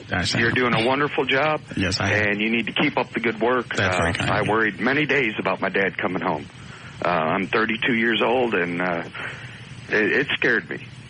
You know, I can remember he was first policeman on the scene of 2 cops being shot, and we didn't know where he was. He was drunk in a bar. Your dad was? Yes. On duty? Yes. Well, he was the first policeman on the scene. He got off duty. He went with his partner, and they went to the bar when they got off. And he never notified us. After. We just all right. After. Well, all right. You can laugh. I mean, but no, you made it sound like he was on duty drunk. Yeah. Well, no, he wasn't on duty drunk. My dad, he don't drink that much anyway. But it was just, it's great to hear what you're doing. And if you'll let me, I just want to tell my wife Teresa I love her, even though she can't stay in your show. But hey, why I stop with the shout outs? How come she doesn't like us? Oh, Russ, you know how women are. We've got our viewpoints, and they've got their viewpoints. Where is she right now? She's at home. Let's call her. You want to? Yes. Well, let's call her. All right, let me put you on hold, and Dan will give you the phone number. All right. We got a few minutes to kill.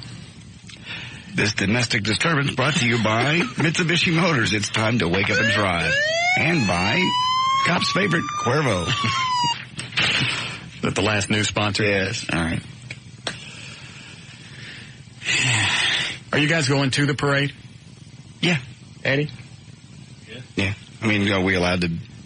Well, I thought maybe follow it or something? Somebody, one of the cops would let us ride in the car. That'd be great. How we get back? We have somebody bring us back. Okay. Dan, you going to be in the parade? I mean, you going to show up for the thing Saturday? Yeah. Okay. Why would I not? I'm just checking to see who's coming.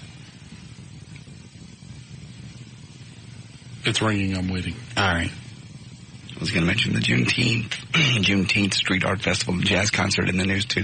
It's Saturday, all day, at the Annette Strauss Artist Square. Yes, Annette Strauss, one of the very big black leaders in Dallas. Like supporters. She answered? She didn't answer. Mm-hmm. Well, I just left a message telling her that Marty and I were lovers and that... yeah. Good. All right. We tried, Marty. Hey, you know what? All you got to do is tell her just to answer a damn phone. She's listening. Does she screen it? Yeah, she's listening at the house because I just called her on the cell phone to tell her to listen on the radio. Oh. And she you know how women That's are. why she didn't answer. She didn't want to be on the radio. Oh. Probably. All right. Well, thank you for the call. Hey, I appreciate what you're doing, Russ. All right, thank you. We need to break one more time? A little bitty. Short one and we come back. Yeah. All right, we'll be right back.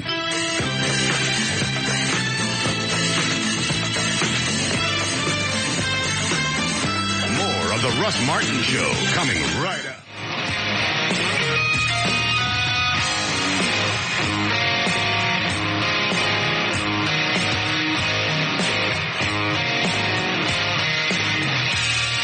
All right, we're just about done here. Is there anything we were supposed to get to today? Today just kind of flashed. Didn't go by. I'll go by. Where did you get your headphones last time? Best Buy or something like that? Best Buy, I think, yeah. Okay. I'd appreciate it. I'll go by. I'll get you some new ones. I'm over being mad. I still have black shoe polish under my fingernails and under my. It's ingrained in my skin now. It does not come off. Sorry. I thought it would just kind of stick around your ears. I thought it would be funny. I laughed about it. I went in there and did it really quick. Well, you've got enough. Just a little bit goes a long way, I can tell you. Well, it is Kiwi Parade Gloss. Oh, no wonder. So it's Parade Gloss is like semi-permanent for crying out loud. Sorry. Premium shoe polish with silicone. I tell you what happened is you didn't let it dry and buff.